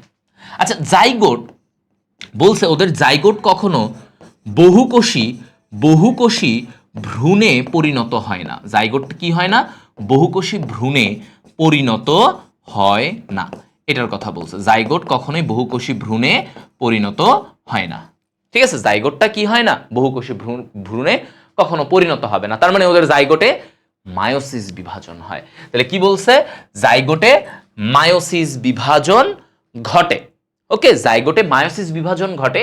সো জাইগোট কখনোই ওই যে আমাদের মতো যে জাইগোটটা মাইটোসিস বিভাজন হয়ে বহুকোষী হবে, এমনটা ঘটে না। ওদের হ্যাপ্লয়েড স্পোর থাকে, এটা দিয়ে ওরা বংশ বিস্তার করতে পারে। হ্যাপ্লয়েড স্পোর, এটা দিয়ে কি করতে পারে, সে বংশ বিস্তার। ওই যে আমরা একটু আগে যেমন স্পোর পড়লাম না, দেখো শৈবাল ছত্রাকে অনেক কিছু মিল আছে। এই যে ওরা স্পোর দিয়ে বংশ বিস্তার করে, ওদের জাইগোট কখনো ভ্রূণ বহুকোষী হয় না, এগুলো কিন্তু মোটামুটি দুজনেরই সেম, শৈবাল ছত্রাক, তাই না। তাহলে এখানে আমরা একটা জিনিস বুঝলাম যে হ্যাপ্লয়েড স্পোর দিয়ে বংশ বিস্তার করে। আচ্ছা, এরপর আসো থ্যালাস। ওর থ্যালাসটা কেমন, ওর থ্যালাস হচ্ছে হ্যাপ্লয়েড।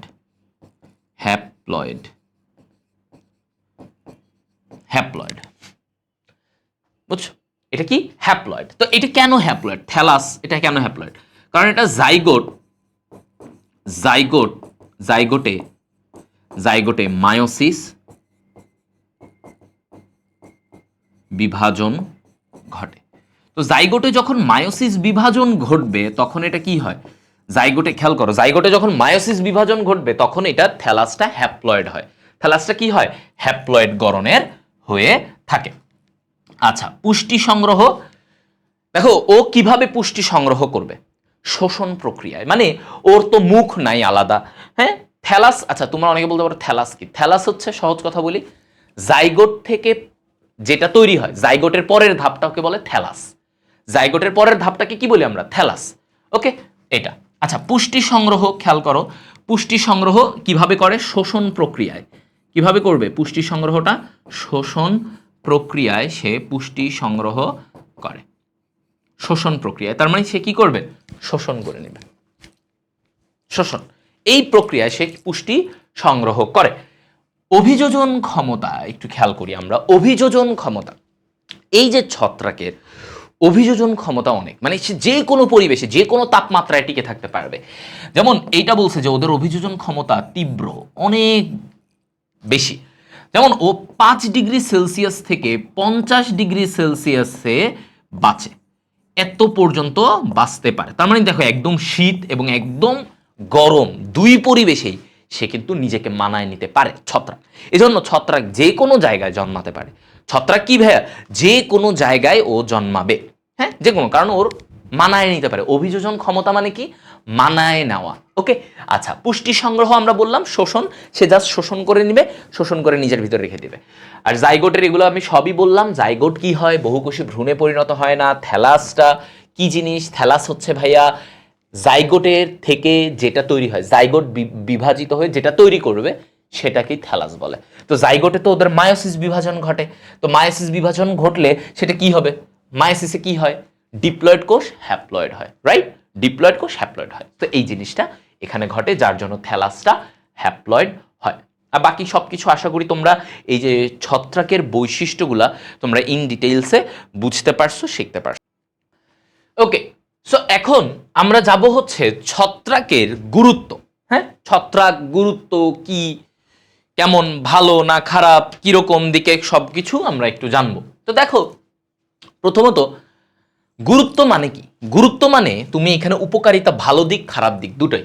তো এই যে দেখো ছত্রাকের আমরা প্রথমে জানবো উপকারিতা, মানে কিভাবে আমাদের জন্য ছত্রাক কাজের ভালো কাজ করে, এগুলো আমাদের সিকিউতে অনেক আসে। হ্যাঁ, সিকিউতে অনেক আসে যে ছত্রাকের এই গুরুত্বটা বলো। দেখো শৈবাল ছত্রাকের একটা বড় অধ্যায়, এই জায়গা থেকে তোমাকে কতগুলা জিনিসই কিন্তু সিকিউতে বারবার আসে, ওগুলাই বুঝে শুনে একটু লিখে লিখে নোট করে ফেলবা যে আমি এইটা আসলে এটা লিখবো, এবং এগুলো এমসিকিউতেও লাগে। এমন না যে এই ছত্রাকের গুরুত্ব খালি সিকিউ, এমসিকিউ তো কিন্তু এগুলো থেকে এমসিকিউ দিবে যে এইটা উদাহরণ কোনটা, ওইটার উদাহরণ কোনটা, এটা কার মধ্যে দেখা যায়, এগুলো আসবে। আচ্ছা, সো প্রথমত আমি যদি বলি, দেখো খাদ্য হিসেবে, হ্যাঁ একটা পয়েন্ট, তাহলে আমরা খাদ্য হিসেবে কাকে ব্যবহার করি বলো তো? অ্যাগারিকাস। কাকে ব্যবহার করব? অ্যাগারিকাসকে ব্যবহার করব, তাই না? অ্যাগারিকাস আমরা কি হিসেবে ব্যবহার করি বলো? এটা কি? মাশরুম। মাশরুম, ঠিক আছে। অ্যাগারিকাসকে আমরা কি হিসেবে ব্যবহার করি? মাশরুম হিসেবে ব্যবহার করি, রাইট? তাহলে এটা হচ্ছে একটা খাদ্য হিসেবে আমরা ব্যবহার করলাম। আচ্ছা ফাইন, এরপরে আসো ওষুধ তৈরিতে। ওষুধ তৈরিতে কিরকম? ওষুধ তৈরিতে আমরা দেখি যে দেখো ক্ল্যাভিসেপস নামক একটা শৈবাল থেকে, ক্ল্যাভিসেপস, এই ক্ল্যাভিসেপস শৈবাল থেকে আমাদের এরগট নামে একটা ঔষধ তৈরি হয়। Ergot, ergot. এই এরগটের কাজ কি জানো? ক্ল্যাভিসেপস যে ছত্রাক থেকে এরগট, এই এরগট ঔষধটা রক্তক্ষরণ বন্ধ করতে, এই যে গর্ভবতী মায়েদের ওই যে জন্ম দেওয়ার সময় রক্তক্ষরণ হয়, রক্তক্ষরণ বন্ধ করতে, রক্তক্ষরণ বন্ধ করতে এরগট দেওয়া হয়। রক্তক্ষরণ বন্ধ করতে কি দেওয়া হয়? এরগট দেওয়া হয়। এটা হচ্ছে ক্ল্যাভিসেপস থেকে বানানো হয়। কোথা থেকে? ক্ল্যাভিসেপস থেকে বানানো হয়। আবার এরকমই একটা ঔষধ আছে যেটার নাম সাইক্লোস্পোরিন ঔষধ। সাইক্লোস্পোরিন, এই যে সাইক্লোস্পোরিন ঔষধ, এই ঔষধটা কিসে ব্যবহার হয় জানো? এটাও ছত্রাক থেকে তৈরি করা হয়েছে। এটাও কি ছত্রাক থেকে? এইটা তৈরি হয়, মানে এইটা ব্যবহার হয় অঙ্গ ট্রান্সপ্ল্যান্ট। মনে রাখো সাইকেল, সাইকেলে কি হয়? মানে এরকম ঘুরে। অঙ্গ ট্রান্সপ্ল্যান্টে কি হয়? একটা অঙ্গ থেকে আরেকটা অঙ্গ, মানে একটা অঙ্গ সরায় আরেকটা অঙ্গ বসায়, তাই না? তো ওই যে সাইকেল, এরকম অঙ্গ ট্রান্সপ্ল্যান্ট, অঙ্গ ট্রান্সপ্ল্যান্টে এটা ব্যবহৃত হয়। অঙ্গ ট্রান্সপ্ল্যান্টে এটা ব্যবহৃত হবে, ঠিক আছে? অঙ্গ ট্রান্সপ্ল্যান্টে ব্যবহৃত হবে। ওকে, এরগট থেকে ক্ল্যাভিসেপস, এরগট, আর এটা তো গেল। আর কি আছে? আরেকটা আছে অ্যাসপারজিলাস থেকে একটা স্টেরয়েড। অ্যাসপারজিলাস যে ছত্রাক, এই অ্যাসপারজিলাস, এই ছত্রাক থেকে, এই ছত্রাক থেকে আমার কি তৈরি হবে? এই ছত্রাক থেকে আমাদের হচ্ছে এরকম স্টেরয়েড তৈরি হয়, যেটা এই স্টেরয়েড ঔষধ, এই যেই ঔষধটা আমরা আর্থ্রাইটিস, ওই যে বলে না বাতে ব্যথা, জয়েন্টে ব্যথা, বাতে, হ্যাঁ এগুলো ব্যথা করে, এই আর্থ্রাইটিস রোগে এটা ব্যবহার হয়। আর্থ্রাইটিস রোগে ব্যবহার, ঠিক আছে? এটা কোথায় ব্যবহার হয়? আর্থ্রাইটিস রোগে ব্যবহার হয়। তাহলে এইগুলো হচ্ছে ওষুধ তৈরিতে তোমার টোটাল ব্যাপার। ওকে, ওষুধ তৈরিতে আমরা এই জিনিসটা ব্যবহার করি খাদ্য হিসেবে, এবং ওষুধ তৈরিতে এটা লাগে। জৈব অ্যাসিড ও উৎসেচক, কি বলছে? উৎসেচক তৈরিতে। উৎসেচক মানে কি? এনজাইম। উৎসেচক মানে কি? এনজাইম। তো এই যে এগুলা তৈরিতে, যেমন দেখো স্যাকারোমাইসিস,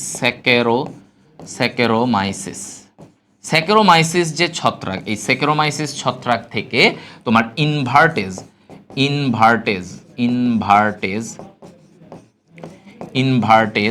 এনজাইম তৈরি হয়। ইনভার্টেজ এনজাইম তৈরি হয়, ঠিক আছে? স্যাকারোমাইসিস থেকে ইনভার্টেজ এনজাইম তৈরি হয়। এটা স্যাকারোমাইসিস থেকে কি তৈরি হয়? Invertase enzyme. আচ্ছা, তারপরে বলছে পরিবেশ সংরক্ষণ। পরিবেশ সংরক্ষণে ও যেমন বিভিন্ন তোমার হচ্ছে যে বর্জ্য পদার্থগুলোকে দূষণ মুক্ত করে, তাহলে ও কিভাবে করে? দূষণ মুক্ত করে। এই যে এই জিনিসটা দূষণ মুক্ত করবে, দূষণ মুক্ত করবে পরিবেশ সংরক্ষণে, তার মানে দূষিত পদার্থগুলো থেকে মুক্ত রাখবে, এটার কথা বলছে। তাহলে আমরা ছত্রাকের গুরুত্বের এখানে এই যে জৈব অ্যাসিড এই উৎসেচক তৈরি, তারপরে আমরা এখানে দেখলাম পরিবেশ সংরক্ষণ মানে সে দূষিত পদার্থ থেকে ওকে মুক্ত করতেছে। হরমোন, এবার আসো হরমোনে কি বলছে? হরমোন ও এই যে একটা হরমোন আছে জিবেরেলিন, এইটা আমরা একটা ছত্রাক থেকে বানাতে পারি। এই জিবেরেলিন হরমোন হচ্ছে উদ্ভিদের বৃদ্ধি হরমোন। এই হরমোনটা দিলে উদ্ভিদ বড় হইতে পারে, ঠিক আছে, উদ্ভিদটা বড় হয়ে যায়, এটাকে বলে ওর বৃদ্ধি হরমোন। তো এই যে এইটা কোথা থেকে হয়? এই জিবেরেলা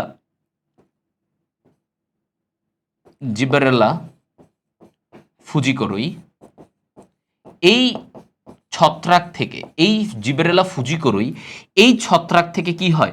তোমার হচ্ছে এই জিবেরেলিন হরমোনটা তৈরি হয়। এটা থেকে কি হয়? জিবেরেলিন হরমোন তৈরি হয়। ওকে, এই জিবেরেলিন হরমোনটা হচ্ছে বৃদ্ধি হরমোন। এটা কি করে? উদ্ভিদের বৃদ্ধি ঘটায় এই হরমোনটা।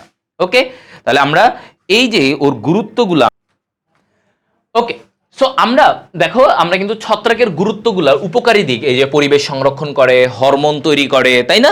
এই যে হরমোন জিবেরেলা ফুজিকোরই বৃদ্ধি হরমোন, উদ্ভিদের বৃদ্ধি ঘটায়, এইটা থেকে পাওয়া যায়। স্যাকারোমাইসিস ছত্রাক থেকে ইনভার্টেজ এনজাইম পাওয়া যায়, ওষুধ তৈরিতে, খাদ্য হিসেবে অ্যাগারিকাস। তাহলে আমরা এগুলো জানলাম। এখন আসো শিল্পদ্রব্য।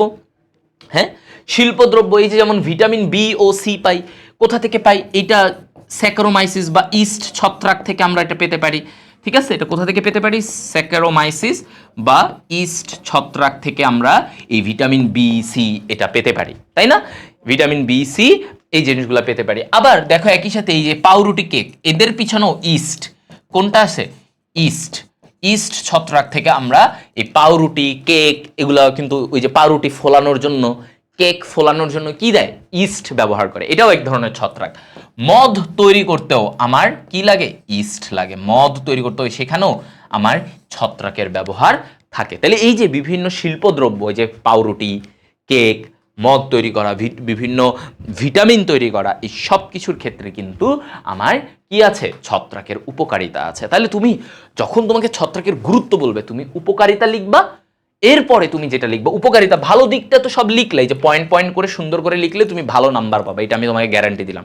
সুন্দর করে পয়েন্ট করে লিখতে হবে, ঠিক আছে? এই যে নীল কালি ব্যবহার করবা দরকার হলে, যে এইভাবে ভাবে।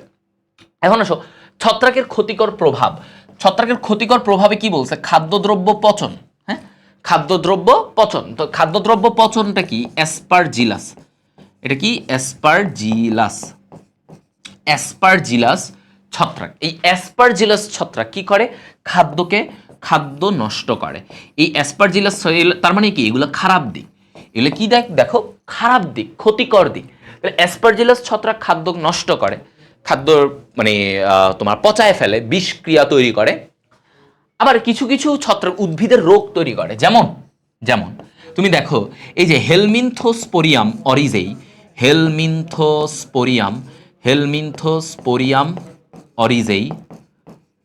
অরিজেই এইটা কি করে জানো?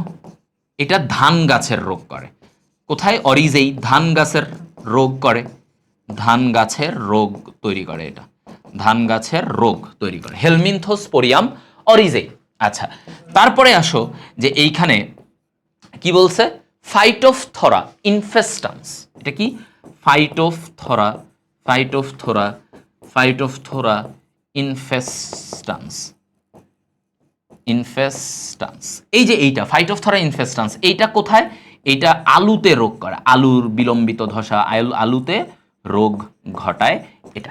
তাহলে এই যে হেলমিনথোস্পোরিয়াম অরিজেই এটা ধান গাছের রোগ ঘটায়, ফাইটোফথোরা ইনফেস্টান্স এটা আলুতে রোগ ঘটায়, ঠিক আছে?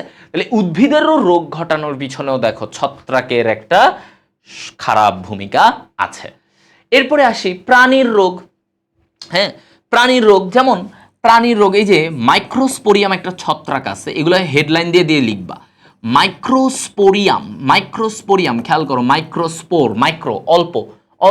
তাহলে এই যে মাইক্রো মানে অল্প, অর্থাৎ তোমার চুল অল্প থাকবে, মানে টাক, মানুষের টাক সৃষ্টি করে এই মাইক্রোস্পোরিয়াম ছত্রাক। ঠিক আছে, তাহলে মাইক্রো মানে কি অল্প, তাহলে চুল অল্প থাকলে এটার কি বলে টাক, তাহলে ও টাক সৃষ্টি করে, ও কি করে টাক সৃষ্টি করে। এরপরে যেমন কাগজ নষ্ট করে, এই যে কিছু ছত্রাক আছে যেমন পেনিসিলিয়াম, এটা হচ্ছে কাগজ নষ্ট করে ফেলে, পেনিসিলিয়াম, ফুসারিয়াম, এরকম আরো অনেকগুলো আছে, কাগজ নষ্ট করতে পারে, কাগজও নষ্ট করে। ঠিক আছে, এরপরে বলছে চামড়া ও কাপড়ে চিতি, চিতি মানে বুঝো, চিতি হচ্ছে দাগ, এটা মানে কি দাগ, চিতি মানে কি দাগ তৈরি, ওই যে কালো কালো স্পট পড়ে যায় কাপড়ে বা চামড়ায়, এইটা কার জন্য, অ্যাসপারজিলাস ছত্রাক। হ্যাঁ, অ্যাসপারজিলাস এই ছত্রাক কি করে, এই চিতি তৈরি করে। অ্যাসপারজিলাস ছত্রাকের কারণে ওই যে দেখা যায় কাপড় তুমি এমনি রেখে দিছো, ওই কাপড়ের দাগ দাগ কালো কালো দাগ পড়ে গেছে। মাছের রোগ, খেয়াল করো, মাছের রোগ কি বলছে, মাছের রোগে আমরা বলি এটা কি স্যাপ্রোলেগনিয়া, স্যাপ্রোলেগনিয়া। ঠিক আছে, স্যাপ্রোলেগনিয়া এটা মাছের রোগ তৈরি করে, স্যাপ্রোলেগনিয়া মাছের রোগ তৈরি করে। মাছের রোগ স্যাপ্রোলেগনিয়া কি করে, স্যাপ্রোলেগনিয়া হচ্ছে স্যামন মাছের রোগ তৈরি করে, স্যামন মাছের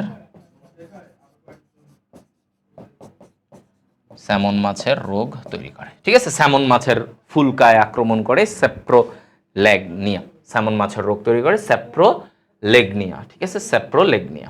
ওকে, তাহলে আমরা মোটামুটি কি এই ব্যাপারটা ক্লিয়ার, ছত্রাকের ক্ষতিকর প্রভাব, ব্যাপারগুলা খাবার পচায়, উদ্ভিদের রোগ, প্রাণীর রোগ, মাছের রোগ, চামড়া কাপড় এগুলা নষ্ট করে ফেলে। এখন মানুষের রোগেও তো থাকে কি না, মানুষের রোগেও থাকে, যেমন এই যে জাইগোমাইকোসিস। হ্যাঁ, মানুষের ছত্রাক দিয়ে জাইগোমাইকোসিস রোগ হয়, এটা কোথায় হয়, মস্তিষ্কে, আমাদের মস্তিষ্ক, তারপরে হচ্ছে ফুসফুস এই জায়গাগুলোতে কি ঘটে, ফুসফুসে ঘটে, এই জায়গাগুলোতে ঘটে কে, জাইগোমাইকোসিস। তাহলে মাইকোসিস মানে কি, মাইকোসিস মানে ছত্রাক দিয়ে রোগ হবে, এটারই বলে কি মাইকোসিস। ঠিক আছে, ওকে। তারপরে এই যে ব্রঙ্কোমাইকোসিস, এটাও কোথায়, ফুসফুস এগুলাতে ঘটবে, ফুসফুস শ্বাসনালী এই জায়গাতে যদি ঘটে এটাকে বলে ব্রঙ্কোমাইকোসিস। তাহলে মস্তিষ্ক এগুলাতে ঘটলে জাইগোমাইকোসিস, এখানে ঘটলে ব্রঙ্কোমাইকোসিস। ক্যান্ডিডিয়াসিস, ক্যান্ডিডা নামে একটা ছত্রাক আছে, ক্যান্ডিডা অ্যালবিকান্স এটা বলে। তো এই যে ক্যান্ডিডা, এই ছত্রাকটা ক্যান্ডিডিয়াসিস ঘটায়, অর্থাৎ মুখ ও গলবিলে আক্রমণ। এটা কোথায় আক্রমণ করবে, মুখ ও গলবিলে আক্রমণ। ঠিক আছে, এই জায়গাটাতে আক্রমণ করে ক্যান্ডিডিয়াসিস। তাহলে এটাকে তখন কি বলি আমরা, বলো, এটাকে বলা হয় ক্যান্ডিডিয়াসিস। ওকে, ক্যান্ডিডিয়াসিস বলা হচ্ছে। তাহলে আমরা কি এই পয়েন্টটুকু ক্লিয়ার, এই যে টোটাল জিনিসটা, এই টোটাল জিনিসটা আমরা আশা করি বুঝে গেছি, আমরা বুঝতে পেরেছি। হ্যাঁ, এবার আসো অ্যাগারিকাস নিয়ে, এবার আমরা কি নিয়ে জানবো, অ্যাগারিকাস নিয়ে আমরা জানবো। তো এই যে ছত্রাকের গুরুত্ব এত কিছু পড়লাম, এগুলা সৃজনশীলে প্রচুর আসে। আরেকটা জিনিস আসে এই অ্যাগারিকাস মানে মাশরুম। এই যে এটা দেখো, একটা নর্মাল মাশরুম দেখা যাচ্ছে, অনেক জায়গায় এটাকে ব্যাঙের ছাতা এগুলোও বলা হয়। তো এই যে মাশরুমের গঠন, এই গঠনটা তোমাদের আসে, এটা তো একটা অ্যাগারিকাস, এটাকে ব্যাঙের ছাতাও বলে এরকম। এখন আসো ওর দৈহিক গঠনে আমরা একটু যাব, যে ওর দেখতে কি আছে, কি কি অবস্থা না। তো প্রথমে এরকম রাখি,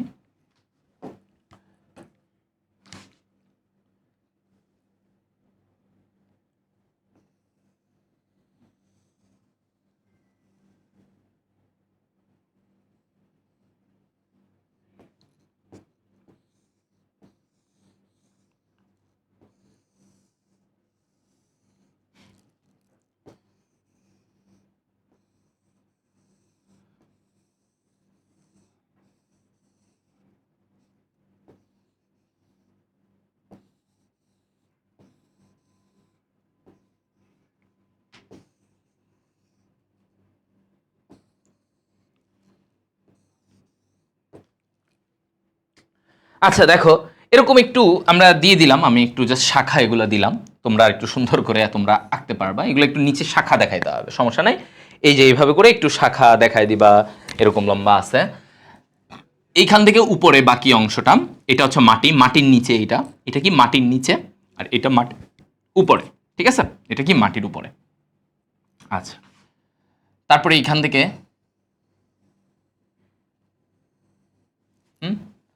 আর এই দিক থেকে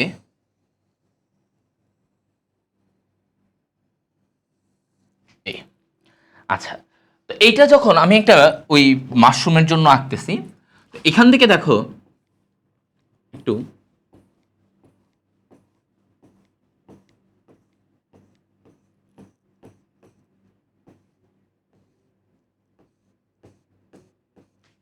এটা, তো দেখো আমি এই যে নিচে মাটির নিচে যে অংশটা আমি দেখাচ্ছি, এই জিনিসটাকে কি বলে?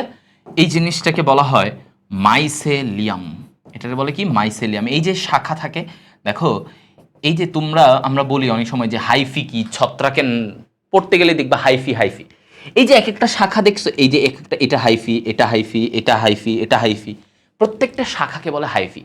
তাই হাইফিগুলো যখন, এই যে এরকম হাইফিগুলো যখন একসাথে থাকে, এইটাকে বলে মাইসেলিয়াম। এই জিনিসটাকে কি বলে? মাইসেলিয়াম। তো এই যে মাটির নিচের এই অংশটাকে বলা হচ্ছে কি? এই অংশটাকে বলা হয় মাইসেলিয়াম। ওকে, এই অংশটাকে আমরা কি বলি? মাইসেলিয়াম। আচ্ছা ফাইন। তো তোমাকে এই দৈহিক গঠন আসে, যে ছত্রাকের দৈহিক গঠনটা দেখাও, এটা সিকিউতে আসে। ঠিক আছে, সিকিউতে এটা আসে, অনেক আসে, মানে সবগুলোই তো আমাদের এখানে সিকিউতে আসে, এটা মানে 5 স্টার দিয়ে রাখো। হ্যাঁ, এগারিকাসের গঠন। তো এইটা মাইসেলিয়াম। এবার ওর উপরে এই যে লম্বা দণ্ডটা আছে, মানে এই যে লম্বা, এইটাকে কি বলে জানো? এটাকে বলে স্টাইপ। এই জিনিসটাকে কি বলবো আমরা? স্টাইপ। ওকে, এটাকে আমরা বলি স্টাইপ। আচ্ছা ফাইন। এরপর ওর মাথার এই যে উপরের এই অংশটা, এই উপরের অংশটাকে বলা হয় অ্যানুলাস। কি বলে? অ্যানুলাস। ওকে, এটাকে বলে অ্যানুলাস। এই যে উপরের এই অংশটাকে অ্যানুলাস বলে। এরপরে এই যে এইখানে, এই যে দেখো ওর বাইরের এইটাকে বলে ছাতা, এটাকে বলে পাইলিয়াস। কি বলে এটাকে? পাইলিয়াস। ওকে, পাইলিয়াস। ছাতার উপরের মসৃণ অংশটা থাকে না, দেখছো কখনো মাশরুমের উপরের অংশটা কি মসৃণ থাকে? তো এটা হচ্ছে সেই পাইলিয়াস অংশটা। আচ্ছা, আর এই যে নিচে, এটা তো ছাতা না, এটা তো ব্যাঙের ছাতার মতো। উপরের অংশটাকে পাইলিয়াস, নিচের যে রুক্ষ অংশ, এইটারে বলে হচ্ছে কি? গিল। এই অংশটাকে কি বলে? গিল।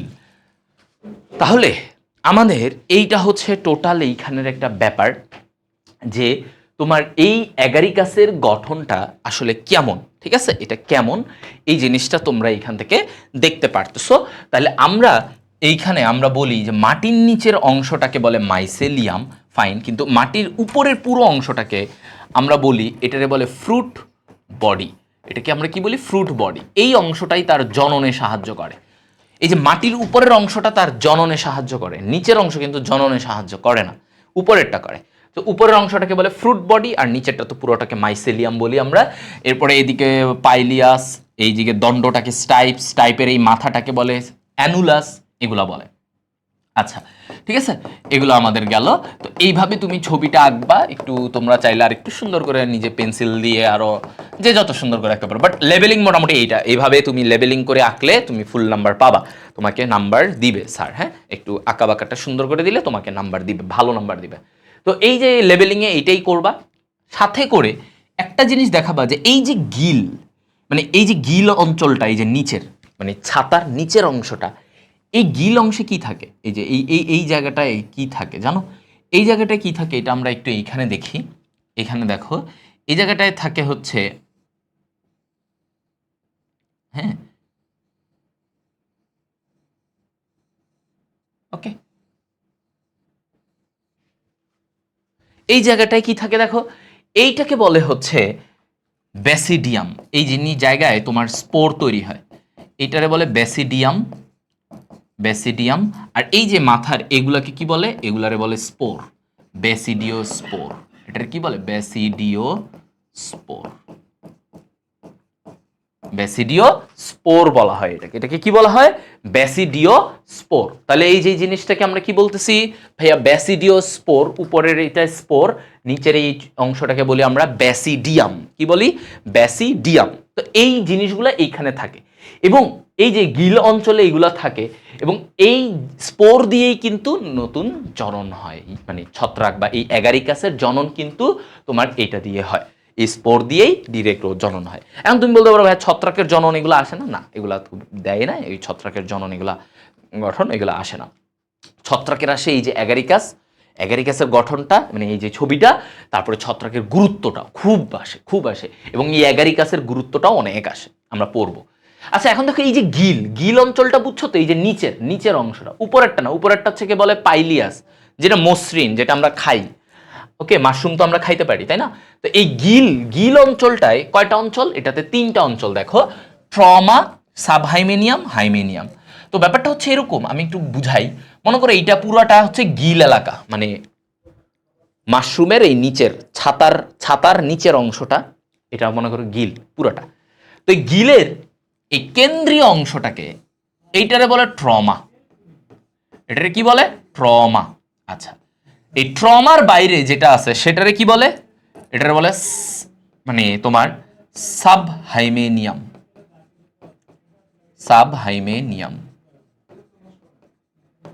হাইমেনিয়াম। আর এর বাইরে সবচেয়ে বাইরের যেটা সেটারে বলে হাইমেনিয়াম, বুঝছো? তাহলে ভেতর থেকে বাহিরে চিন্তা করো, হাইমেনিয়াম ভেতর থেকে বাহিরে, কেন্দ্রীয় অঞ্চলটাকে বলা হয় ট্রমা, যেটা বন্ধা, মানে এখানে কোনো কিছু নাই, এখানে কোনো স্পোর থাকে না। বন্ধা মানে কি? যেটা প্রজনন করাইতে পারে না, জনন করাইতে পারে না, বাচ্চা দিতে পারে না, তারে কি বলে? বন্ধা। তাহলে এটা হচ্ছে বন্ধা অঞ্চলে ট্রমা। তারপরে বাইরের অংশটা সাবহাইমেনিয়াম, একদম বাইরেরটাকে আমরা বলি হাইমেনিয়াম। তো এইটা হচ্ছে টোটাল ওর এক্সপ্লেনেশন, ট্রমা, সাবহাইমেনিয়াম, হাইমেনিয়াম, ট্রমা, সাবহাইমেনিয়াম, হাইমেনিয়াম। ওকে, এরপর আসো ছত্রাকের অর্থনৈতিক গুরুত্ব। ঠিক আছে, ছত্রাকের অর্থনৈতিক গুরুত্বের ব্যাপারে আমরা যদি একটু যাই, তাহলে এই 3টা অঞ্চল তো 3টা জিনিস তো আমরা পেলাম, ঠিক আছে, সমস্যা নাই। এই 3টা জাস্ট নামটা জানলেই হবে, তোমাদের আর বেশি কিছু জানা লাগে না। এখন আসো এই জায়গায় এইটার অর্থনৈতিক গুরুত্ব নিয়ে আমাদের জানতে হবে। অর্থনৈতিক গুরুত্বটা আমাদের জানতে হবে। এখানে ছত্রাক না, এখানে আমরা লিখব মাশরুম, অ্যাগারিকাসের, মানে এই অ্যাগারিকাসের অর্থনৈতিক গুরুত্ব। ঠিক আছে, অর্থনৈতিক গুরুত্ব। যেমন দেখো খাদ্য হিসেবে এটা তো খুবই ইম্পর্টেন্ট। কেন খাদ্য হিসেবে আমরা বলি যে এই যে অ্যাগারিকাস বা মাশরুম, এটা কি ভিটামিন সমৃদ্ধ, এরা কি ভিটামিন সমৃদ্ধ মাশরুম কি অনেক ভিটামিন সমৃদ্ধ, এই জন্য কিন্তু মানুষ অনেক মাশরুম খায়, খেতেও বলে যে মাশরুম খাওয়া ভালো এগুলা। তো এখানে কি থাকে ভিটামিন বলো তো? এদের vitamin B1, B2, C, D, কে, এই ভিটামিনগুলা ওর প্রচুর পরিমাণে থাকে। তাহলে খাবার হিসেবে মাশরুম ভিটামিন সমৃদ্ধ এবং এটা খেলে স্বাস্থ্য ভালো থাকে। মৃত্তিকার পুষ্টি, মৃত্তিকা মানে কি? মাটি। তাহলে এই মাশরুম কি করে? এই যে মাশরুম জটিল বস্তুকে ভেঙে দেয়। জটিল বস্তু কি করে? সে ভাঙে, জটিল বস্তুকে ভাঙে। তাহলে জটিল বস্তু যখন সে ভাঙতে যায়, জটিল বস্তু ভেঙে দেয়, তখন এটা কি? পুষ্টি। জটিল বস্তু সে কি করে? ভেঙে দেয়। তাহলে খাদ্য হিসেবে মৃত্তিকার পুষ্টি, মানে মাশরুম যেটা কি করে? জটিল খাবারটাকে ভেঙে দেয়, ভেঙে দিলে তোমার মৃত্তিকার পুষ্টি, এটা মাটি পুষ্টি পেয়ে যাচ্ছে। ফাইন। এরপরে বলতেছি কি ঔষধি গুণাবলী। তাহলে ঔষধি গুণাবলী কি? এই যে এই জায়গাটাতে আমাদের অনেক কিছু ইম্পর্টেন্ট। যেমন দেখো ওর ডায়াবেটিস চিকিৎসা, এই যে দেখো এটা খুব ইম্পর্টেন্ট। ওষুধি চিকিৎসা কোথায় কোথায় লাগবে? তাহলে এখানে ডায়াবেটিস চিকিৎসা কেন? কারণ এখানে আঁশ থাকে ওর খাবারে, এই মাশরুমে আঁশ থাকে ও চর্বি কম। তো এটা কি ডায়াবেটিসের জন্য ভালো? চর্বি কম থাকে। তো এইটা বলছে যে ডায়াবেটিস চিকিৎসায় কেন ভালো? এটা ডায়াবেটিস চিকিৎসার জন্য, কারণ এখানে আঁশ থাকে, প্রচুর পরিমাণে আঁশ থাকবে এবং এটা কি তোমার হচ্ছে চর্বি কম থাকে, মানে শর্করা ও চর্বি কম, চর্বি শর্করা দুটোই কম থাকে, শর্করাও কম থাকে। তো ভালো না? গ্লুকোজ কম পাচ্ছে, ডায়াবেটিসের রোগীর জন্য তো ভালো। আচ্ছা, এরপরে দেখো এখানে প্রতিরোধ ক্ষমতা ওর কি করে? এই যে প্রচুর পরিমাণে ভিটামিন আছে, তারপরে এই যে ক্যালসিয়াম, পটাশিয়াম, ফসফরাস, এই যে এত কিছু থাকে, এরা কি করে? দেহের প্রতিরোধ ক্ষমতা বাড়ায়, রোগ প্রতিরোধ ক্ষমতা ঠিক আছে, রোগ প্রতিরোধ ক্ষমতা বৃদ্ধি করে, রোগ প্রতিরোধ ক্ষমতা কি করে, এরা বাড়ায়। তাহলে এই যে তুমি এই যে ভিটামিন, আমরা এত ভিটামিন কেন খাই, এত শাকসবজি, ফল, মাছ, কেন খাই, ভিটামিন থাকে, এই ভিটামিন আমাদের রোগ প্রতিরোধ করে, রোগ প্রতিরোধ ক্ষমতা বাড়ায়, যার জন্য আমরা ভালো থাকি। আচ্ছা, হৃদরোগ নিয়ন্ত্রণ, হৃদরোগ নিয়ন্ত্রণ, তাহলে হৃদরোগ নিয়ন্ত্রণ কিভাবে করে, এই যে দেখো মাশরুম বা আমরা যেটা অ্যাগারিকাস বলি ইংরেজিতে, তাই না, অ্যাগারিকাস, এই মাশরুমে কি কি থাকে দেখো, লোভাস্টেনিন, এই যে পদার্থগুলো লোভাস্টেনিন, অ্যান্টাডেনিন, এই পদার্থগুলো যে থাকে এরা কি করে জানো, এরা শরীরে কোলেস্টেরল কমায়, এরা কি করে শরীরে কোলেস্টেরল কমায়। তাহলে এই যে লোভাস্টেনিন, ইরিটাডেনিন, অ্যান্টাডেনিন, এরা কি করে কোলেস্টেরল কমায়, আর কোলেস্টেরল কমালে কি হবে, এরা তোমার হচ্ছে হৃদরোগ মানে রক্তচাপ নিয়ন্ত্রণ করে, এরা কি করে রক্তচাপ নিয়ন্ত্রণ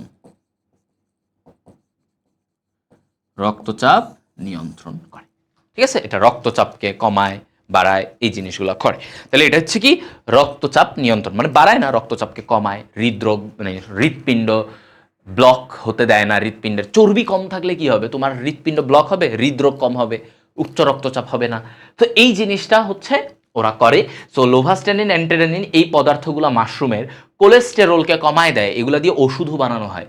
এই ওষুধগুলা দিয়ে কি করে, আমরা এগুলা দিয়ে ওষুধ বানাই, স্ট্যাটিন, ওগুলা দিয়ে তোমার হচ্ছে এই যে মাশরুম থেকে ওষুধ বানায়, এরা এটা দিয়ে রক্তচাপ বা আমরা হার্টের সমস্যা যেন চর্বি জমাট না বাঁধতে পারে সেজন্য আমরা এগুলা ব্যবহার করি। তাহলে দেখো হৃদরোগ প্রতিরোধ ক্ষমতা বাড়ানো, ডায়াবেটিসের চিকিৎসা, সব জায়গায় কিন্তু মাশরুমের গুরুত্ব আছে। তাহলে এই জিনিসগুলো তখন তোমাকে বিস্তারিত সুন্দর করে এই যে পয়েন্ট করে তোমাকে এগুলা লিখে দিতে হবে, ঠিক আছে, পয়েন্ট করে এগুলো লিখে দিতে হবে। আচ্ছা, এবার আসো বিষাক্ততা। যেমন কিছু মাশরুম থাকে বিষাক্ত, যেমন অ্যাগারিকাস জেন্থোডার্মাস, এরা হচ্ছে বিষাক্ত, হ্যাঁ, অ্যাগারিকাস জেন্থোডার্মাস। তারপরে হচ্ছে অ্যাগারিকাস অ্যামানিটা ভিরোসা, ওকে, অ্যামানিটা ভিরোসা, এগুলো কি, এগুলো হচ্ছে বিষাক্ত মাশরুম, এরা কি বিষাক্ত মাশরুম, তার মানে তোমার এগুলো খেলে মানুষের মৃত্যু হতে পারে, এগুলো বিষাক্ত মাশরুম। তাহলে মানে এটারও কি আছে খারাপ, যে এটা তাকে তোমার হচ্ছে মেরে ফেলতে পারে, একটা মানুষকে মেরে ফেলতে পারে, তার সার অস্বস্তি লাগবে বিষাক্ত মাশরুম খেলে, এগুলো হচ্ছে সেই বিষাক্ত মাশরুম। এই যে অ্যামানিটা ভিরোসা, জ্যান্থোডার্মাস, এটাকে আমি মনে রাখি হচ্ছে বিষে ভরা ফালতু জীবন। তো এই যে এটা এমসিকিউ এর জন্য, বিষে ভরা ফালতু জীবন, তাহলে বিষ মানে বিষাক্ত মাশরুম, কারা ভরা, ভিরোসা, ফালতু ফ্যালয়েডস, অ্যামানিটা ফ্যালয়েডস, আর জীবন জ্যান্থোডার্মাস, এভাবে মনে রাখি। যাই হোক, ওটা এমসিকিউতে তোমরা মনে রাখতে পারো। বিনাশী কার্য, এইটা কি করে, ছত্রাক কাঠ দেয়াল নষ্ট করে দেয়, মানে যেখানেও থাকবে এগুলা নষ্ট করে দেয়, ঠিক আছে, ও এই জিনিসগুলোকে কি করে নষ্ট করে দেয়। এরপরে বলছে জৈব বস্তুর ঘাটতি, যেখানেই ছত্রাক থাকবে সেই জায়গাটায় কি হবে, জৈব বস্তুর ঘাটতি দেখা যাবে, কারণ ওই যে মাশরুম, এরা কি করে, মাশরুম সব জৈব বস্তু শোষণ করে নেয়, ঠিক আছে, এই কাজটা করে। তাহলে এটা হচ্ছে ব্যাপার। তাহলে বিষাক্ততা, খারাপ দিকগুলো কি, ও বিষাক্ত মাশরুম, সেগুলো তোমার জীবনের জন্য ঝুঁকিপূর্ণ হতে পারে, মৃত্যু ঘটাতে পারে। বিনাশী মানে যেখানে কাঠে জন্মালে কাঠ নষ্ট, দেয়াল নষ্ট করে ফেলে, এবং মাটিতে থাকলে অনেক সময় জৈব বস্তু মাটি থেকে সব শোষণ করে ফেলে, তখন আর এইটা থেকে মানে তুমি ভালো ফলাফল পাবা না। ওকে, এই জিনিসটা হচ্ছে তোমার ওর জন্য বলা হচ্ছে। আশা করি সবাই এই জিনিসটুকু বুঝে গেছো, এইখানে আর কারো কোনো প্রবলেম খুব একটা হবে না। এখন আসি আমরা ছত্রাক ঘটিত রোগ। ওকে, ছত্রাক ঘটিত রোগে একটু খেয়াল করো ভাইয়া, ছত্রাক ঘটিত রোগে আমরা বলি গোল আলুর বিলম্বিত ধসা। গোল আলুর বিলম্বিত ধসা কি, গোল আলুর বিলম্বিত ধসা, এটা কার মাধ্যমে ঘটে, এটা ঘটে ফাইটোফথোরা ইনফেস্টান্স, এই রোগগুলা কিন্তু প্রচুর আসে, এটা 5 স্টার দিয়ে রাখবা, এদের লক্ষণ প্রতিকার, এই রোগ খালি এই জায়গা থেকে আসবে, ছত্রাকের এই দুইটা রোগ থেকে অনেক প্রশ্ন আসে। ফাইটোফথোরা ইনফেস্টান্স। কি বলি? ফাইটোফথোরা ইনফেস্টান্স। ওকে, এইটা গোল আলুর বিলম্বিত ধসা কার মাধ্যমে হয়? ফাইটোফথোরা ইনফেস্টান্সের মাধ্যমে হয়। এটা রোগ জীবাণু, এটা তো অলরেডি বলে দিছি। এই যে এইটা দেখো, এই যে এরকম হয়ে যায়, এই তোমার হচ্ছে আলু গাছে হয়তো গোল আলুতে আলু গাছের এই যে এই জিনিসগুলা এরকম দেখো পচে যায়। এই যে এই ছবিটা দেখতে পাচ্ছ এখানে, এটা পচে যাচ্ছে। তো এই ঘটনাগুলা ঘটে, হ্যাঁ, মানে পাতাগুলা পচে যায়, আলু পচে যায়, এগুলো। তো আমরা এখন রোগের লক্ষণ, যেটা আমাদের সিকিউতে অনেক আসে, ভেরি ইম্পর্টেন্ট, হ্যাঁ, ভেরি ভেরি ইম্পর্টেন্ট। রোগের লক্ষণগুলো আমি সুন্দর করে লিখে রাখছি, তুমি এগুলা দিয়ে লিখতে পারবা, এত বড় বড় বইয়ের ওগুলা পড়তে যাবা না। দেখো, বিলম্বিত ধসা মানে কি? একটু মানে দেরিতে লক্ষণ প্রকাশ পাবে। তার মানে তোমার আলু নষ্ট হয়ে গেছে, তারপরে গিয়ে তুমি টের পাচ্ছ যে আলু নষ্ট হয়ে গেছে। মানে তুমি শুরুতে টের পাবা না, পরে গিয়ে টের পাবা। এজন্য এটা খারাপ, কারণ এটা বিলম্বিত ধসা, মানে পরে গিয়ে এটা তোমার লক্ষণ দেখাবে এবং অলরেডি আলুর অবস্থা শেষ, বুঝছো? এই জন্য এটাকে বলে বিলম্বিত, মানে দেরিতে প্রকাশ পায়। তো দেখো, পাতায় সবুজ ধূসর বর্ণের দাগ। পাতা তো নর্মালি সবুজ হয়, কিন্তু ওদের এখানে কি ধূসর দাগ পড়ে যায়, হ্যাঁ, ধূসর দাগ পড়ে যায় পাতায়। পাতা এরকম দাগ দাগ দেখা যাবে। এরপরে বলছে, হ্যাঁ, এটা মেঘলা আবহাওয়ায় এটা দ্রুত বিস্তার করে। পয়েন্টটা মনে রাখবা, নাম্বার 1, হ্যাঁ, ধূসর দাগ দেখা যাবে। মেঘলা আবহাওয়ায় দেখা যায় যে এরা একটু দ্রুত ছড়ানো শুরু করে দেয়, তখনই বুঝবা মেঘলা আবহাওয়া থাকলে। এবং এই যে আলুর উপরে, আলুটা এমনভাবে নষ্ট হয় যে আলুর উপরের অংশটা ধরলে মনে হবে মখমলের মতো। তাহলে এটা 3 নম্বরে লিখবা, মখমলের মতো আস্তরণ। এই যে এই ছবিটা দেখো, এই ছবিটাতে দেখলে বোঝা যাচ্ছে যে এই যে মখমলের মতো উপরে নরম হয়ে গেছে। মখমল কাপড় দেখছো কখনো? দেখো নাই হয়তো, একটু নরম, আগে চলতো, নরম নরম নরম, মনে হয় যে খুবই সফট একটা এরকম, হ্যাঁ, একটু ভারী তুলতুলা তুলতুলা এরকম কাপড় দেখা যায়। তো এই যে আলুর উপর অংশটা এরকম মখমলের মতো হয়ে যায়, মনে হচ্ছে যে কিছু একটা এরকম, হ্যাঁ, পাতলা নরম নরম সফট হয়ে গেছে বেশি। আলু তো নর্মালি শক্ত থাকে, তাই না? এটা। আচ্ছা, তারপরে বলছে 4 নম্বর পয়েন্টে দেখো, লক্ষণে, লক্ষণগুলো আসে তোমাদের, এই লক্ষণ আর চিকিৎসা মানে প্রতিকার কি করবা। আলুর ত্বকের নিচে লালচে বাদামি ছোপ দেখা যায়। তাহলে ত্বকের নিচে কি দেখা যায়? লালচে বাদামি, ত্বকের নিচে লালচে লালচে বাদামি বাদামি দাগ। ত্বকের নিচে কি দেখা যায়? লালচে বাদামি দাগ দাগ দেখা যায়, এটা বলছে। ওকে, ত্বকের নিচে দাগ দাগ দাগ দাগ শুরু হয়ে যায় ওদের, তোমার হচ্ছে আলুর এখানে। এরপরে দুর্গন্ধ, পচা ডিমের মতো দুর্গন্ধ হয়। পচা ডিমের দুর্গন্ধ পাইছো? একদম মানে নেওয়া যায় না, মানে বমি চলে আসে এমন। তাহলে এই আলুর খেতে তখন আলু তো পচে গেছে, এটা পচে এমন দুর্গন্ধ হয়, মনে হবে যে পচা ডিমের মতো দুর্গন্ধ।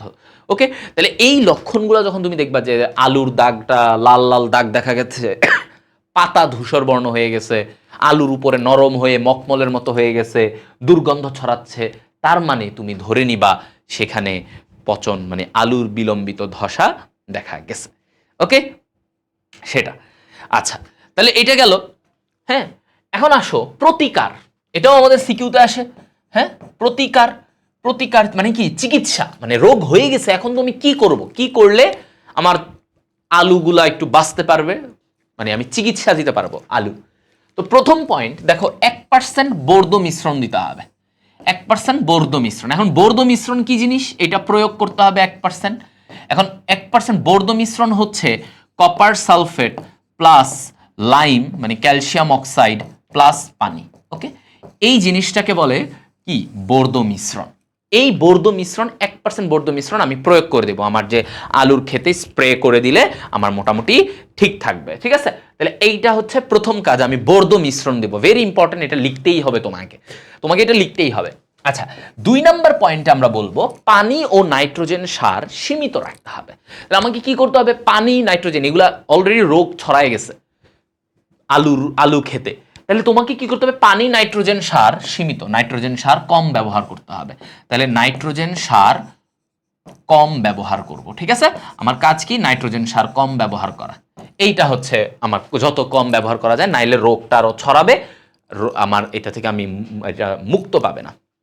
আচ্ছা, এরপরে বলছে 3 নম্বরে দেখো কি করতে হবে, ওইখানে যেগুলা পচে গেছে সেই আবর্জনাগুলাকে নিয়ে, মানে যেগুলা পাতা বা যে গাছগুলা পচে গেছে সেগুলা তোমার কি হবে, যে পুরায় ফেলতে হবে, মানে তুমি ওইটা নিয়ে ফেলে রাখলা হবে না, পুরায় দিতে হবে যেন ওইখান থেকে কোনোভাবে রোগ জীবাণু আর না ছড়ায়। তাহলে আবর্জনা আমার যেগুলো পচা অংশ পচে গেছে সেগুলা আমাকে কি করতে হবে, পুরায় দিতে হবে।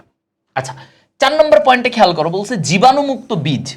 এই জীবাণুমুক্ত বীজ হলে কি হবে, সুস্থ গাছ তৈরি হবে, সুস্থ আলু তৈরি হবে, তাই না? মানে বীজ যদি তুমি জীবাণুমুক্ত, তাহলে আমাকে আগে কি করে নিতে হবে, সবসময় যখনই আমরা বীজ বপন করব ওইটা কি জীবাণুমুক্ত করে নিতে হবে, তাহলে আমার আলুটাও রোগাক্রান্ত হবে না, হওয়ার সম্ভাবনা কম, তাই না? এই কাজটা করতে হবে। তাহলে 4 নম্বর পয়েন্টে আমরা বলবো যে আমার এই বীজটা জীবাণুমুক্ত রাখতে হবে। ওকে, বুঝছো? আচ্ছা এরপরে দেখো 5 নাম্বার, আলু সংগ্রহের পূর্বে সাইনক্স। আলু সংগ্রহের পূর্বে সাইনক্স দিতে হবে। তাহলে আলু সংগ্রহের পূর্বে সাইনক্সটা কি, আলু সংগ্রহের পূর্বে যেন পাতা থেকে আলুতে না ছড়ায়, এজন্য সাইনক্সটা তুমি ছিটায় দিবা। তাহলে কি হবে, পাতায় আক্রমণ হয়েছে সেটা আলুতে আর ছড়াবে না, তাহলে তুমি আলুটাকে সুন্দরভাবে নিতে পারবা, সুস্থ আলু নিতে পারবা, পাতা থেকে যেন না ছড়ায়।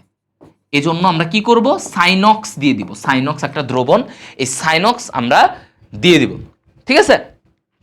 হ্যাঁ, ওকে। তাহলে এইটা আমাদের কাজ করতে হবে যে আলু সংগ্রহের আগে আমি সাইনক্স ছিটাই দিব, তাহলে আমার আলুতে ছড়াবে না, পাতা থেকে আলুতে রোগটা ছড়াবে না।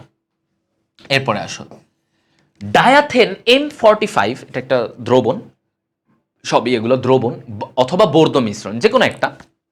কি করতে হবে, 15 দিন পর পর স্প্রে করতে হবে, 15 দিন পর পর স্প্রে করতে হবে যেন এই রোগটা আবার পুনরায় না ছড়ায়, ঠিক আছে? 15 দিন পর পর স্প্রে করে দিব। তাহলে কি করব বলো তো, এই যে ডায়াথেন M45, এটা একদম দ্রবণ, এটা আমি 15 দিন পর পর স্প্রে করব যেন আমার পুনরায় আবার এই রোগটা না হয়, সেখানে থেকে মানে আবার যেন না ছড়ায়। সেজন্য আমাকে তো একটা প্রতিরোধ উপায় নিতে হবে, তাই না? আমি কি করব, আমি এই ডায়াথেনটা 15 দিন পর পর স্প্রে করব পুরো আলু খেতে, তাহলে আলুগুলা সুস্থ থাকবে, পুনরায় কোনো রোগ হবে না। তাহলে তোমাকে দেখো আলুর বিলম্বিত ধসা এটা অনেক আসে, সৃজনশীল আসলে তখন তোমার বলবে যে এটা উদ্দীপকের ওই রোগটার লেখো, লক্ষণ লিখো, লক্ষণ সহ প্রতিকার লিখো। অনেক সময় ঘ নাম্বারে ডিরেক্ট দিয়ে দিবে এটার প্রতিকার লিখো, হ্যাঁ প্রতিকার লিখো, বা এটার লক্ষণ লিখো, লক্ষণগুলো প্রকাশ করো, অথবা প্রতিকার লিখো, এভাবে করে দিয়ে দিবে, অথবা দুইটাই বলবে, ঠিক আছে? এইভাবে কিন্তু প্রশ্ন আসে।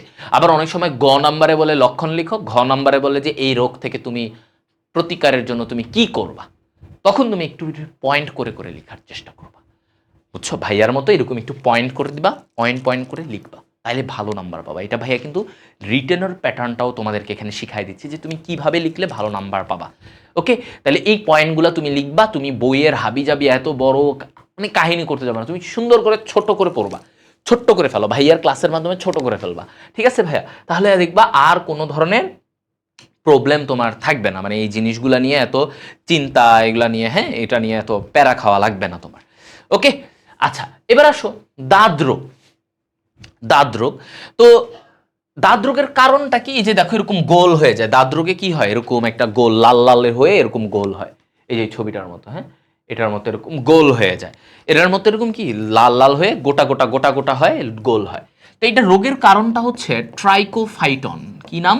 দেখো ট্রাইকোফাইটন, এই ছত্রাকের মাধ্যমে দাদরোগ হয়, ট্রাইকোফাইটন। আচ্ছা এটা ছড়ায় কেন, কেন ছড়ায়, এটা হবে কেন একজন থেকে আরেকজনে? এটা হচ্ছে অপরিষ্কার যদি থাকে, হ্যাঁ অপরিষ্কার, তারপরে হচ্ছে ভেজা শরীরে থাকলে, ভেজা শরীরে বেশিক্ষণ থাকলে, ভেজা শরীর এই অবস্থায় যদি থাকে, তাহলে এটা কি হয় তোমার হচ্ছে, হ্যাঁ এটা হচ্ছে সংক্রমণ হয়।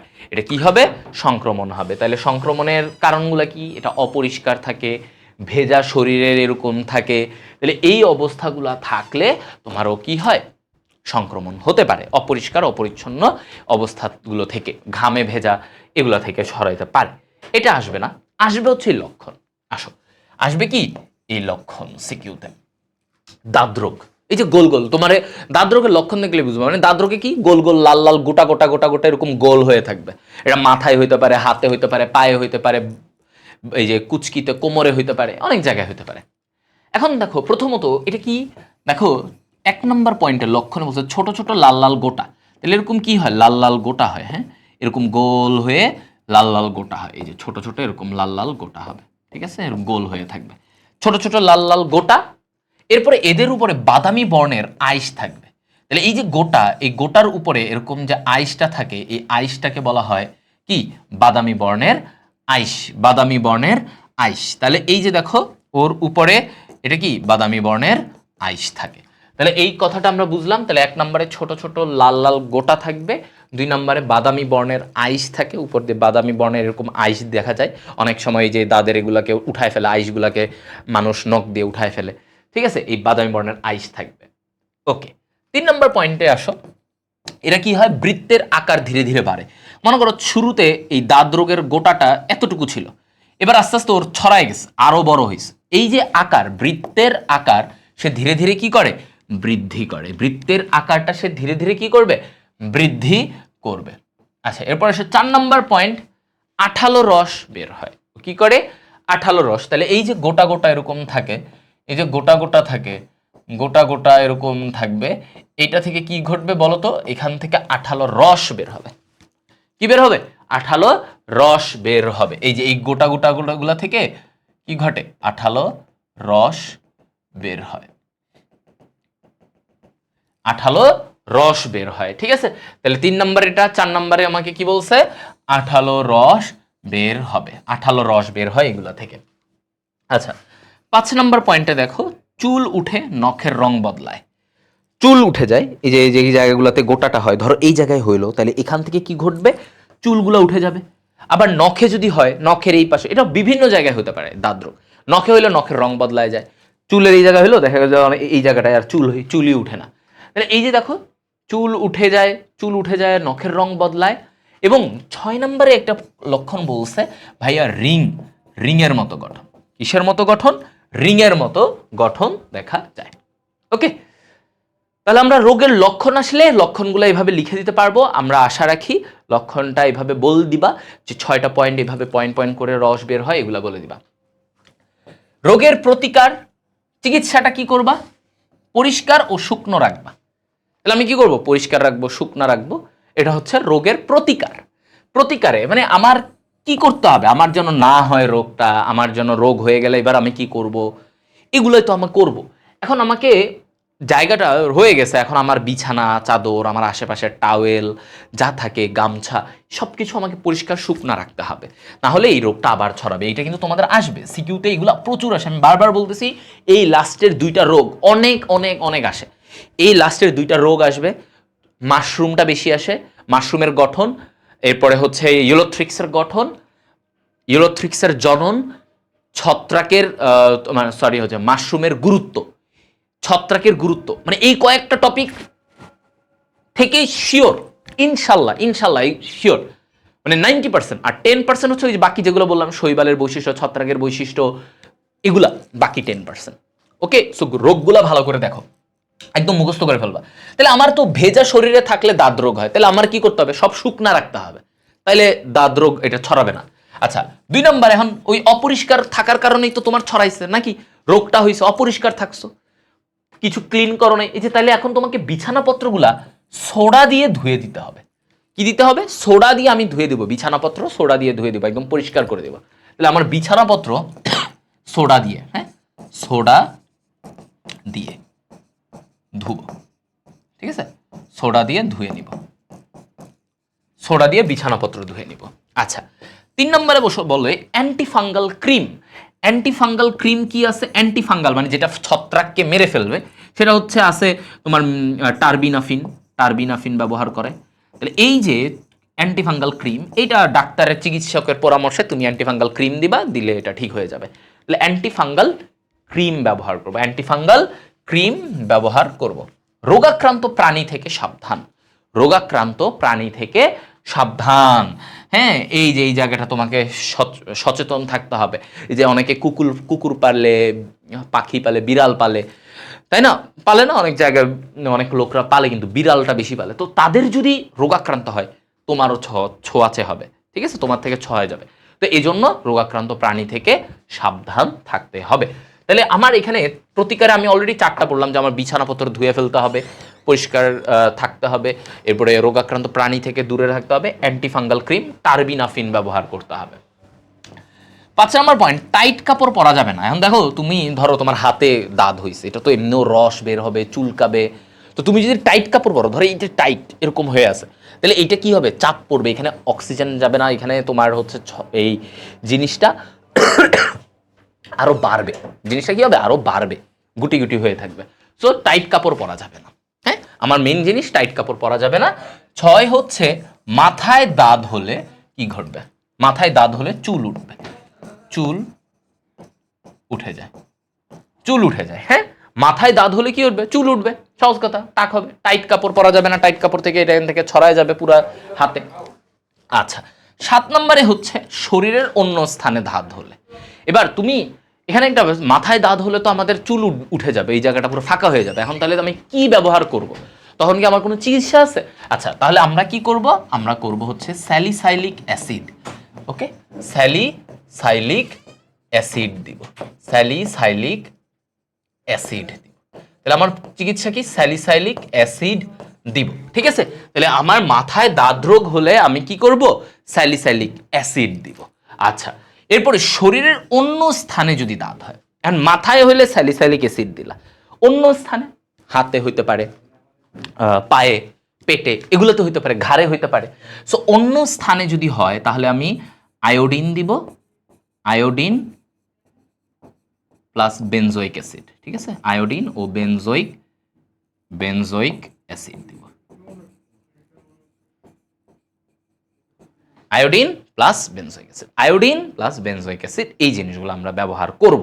ঠিক আছে, তাহলে এইগুলা টোটাল করলে হচ্ছে আমার রোগের প্রতিকার, মানে আমি চিকিৎসা। তাহলে এগুলো কিন্তু সবগুলা পয়েন্ট তুমি যত পারো 7টা পারলে বেস্ট, বাট 5-6টা তো মিনিমাম, তাহলে না হলে নাম্বার পাবা না। তো যখন আমাকে বলবে যে একটা দাঁত রোগ, এরকম একটা রহিম নামক একটা ছেলের ওর এরকম চুলকাচ্ছে, ওই জায়গাগুলো গোটা গোটা হয়ে গেছে, গোল হয়ে, তুমি বুঝে গেছো দাঁত রোগ। এখন তোমারে বললো প্রশ্নে যে তুমি এটার কি চিকিৎসা দিবা, কিভাবে ওকে প্রতিকার দিবা, যথাযথ ব্যাখ্যা দাও। তো তুমি কি বলবা, তুমি বলবা হচ্ছে ভাই মানে 1 নম্বরে আমার ওর কাপড় চোপড় বিছানাপত্র সবকিছু পরিষ্কার এবং শুকনো রাখতে হবে, শুষ্ক রাখতে হবে, বিছানাপত্রগুলো ধুয়ে ফেলতে হবে। কি দিয়ে ধুবো, সোডা দিয়ে ধুয়ে ফেলবো। রোগাক্রান্ত প্রাণী থেকে বাঁচতে হবে। এই যেই জায়গাটায় দাঁত রোগ হয়েছে সেখানে একটা ক্রিম দিতে হবে, অ্যান্টিফাঙ্গাল ক্রিম, টারবিনাফিন বলা হয়, লিখলে খুবই ভালো, না লিখলেও আহামরি সমস্যা নেই। টারবিনাফিন অ্যান্টিফাঙ্গাল ক্রিম দেওয়া হয়। তারপরে বলা হচ্ছে কি যে এই জিনিসটা কি হবে, যে এটা যদি তোমার মাথায় হয়, তাই না, এটা কি যদি তোমার মাথায় হয় তাহলে তোমার মাথায় স্যালিসাইলিক অ্যাসিড দিতে হবে। যদি এটা শরীরের অন্য জায়গায় হয়, হাতে পায়ে এগুলোতে হয়, তাহলে আয়োডিন অথবা বেনজোইক অ্যাসিড, আয়োডিন এবং বেনজোইক অ্যাসিড এগুলো দিতে হবে হাতে পায়ে হইলে। আবার বলছে টাইট কাপড় পরা যাবে না, তাহলে ওই জায়গাটা আরও তোমার এটা ছড়ায় যাবে। হ্যাঁ, কাপড় থেকে এটা আরও ছড়ায় যেতে পারে এবং তোমার অস্বস্তি লাগবে, খারাপ লাগবে, ব্যথা লাগবে। তো এই জিনিসগুলা হচ্ছে যে আমরা রোগের প্রতিকার হিসেবে আমরা বলে থাকি।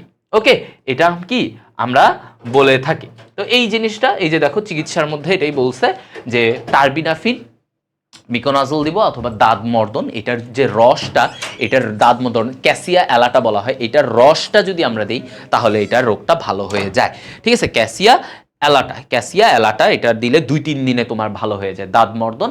আর টারবিনাফিন এটা তো অলরেডি তোমাদেরকে বলেছি।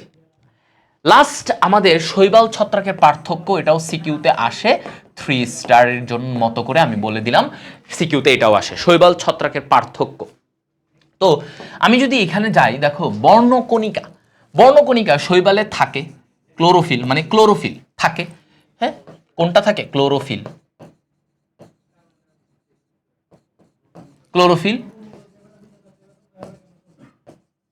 থাকে না, থাকে না।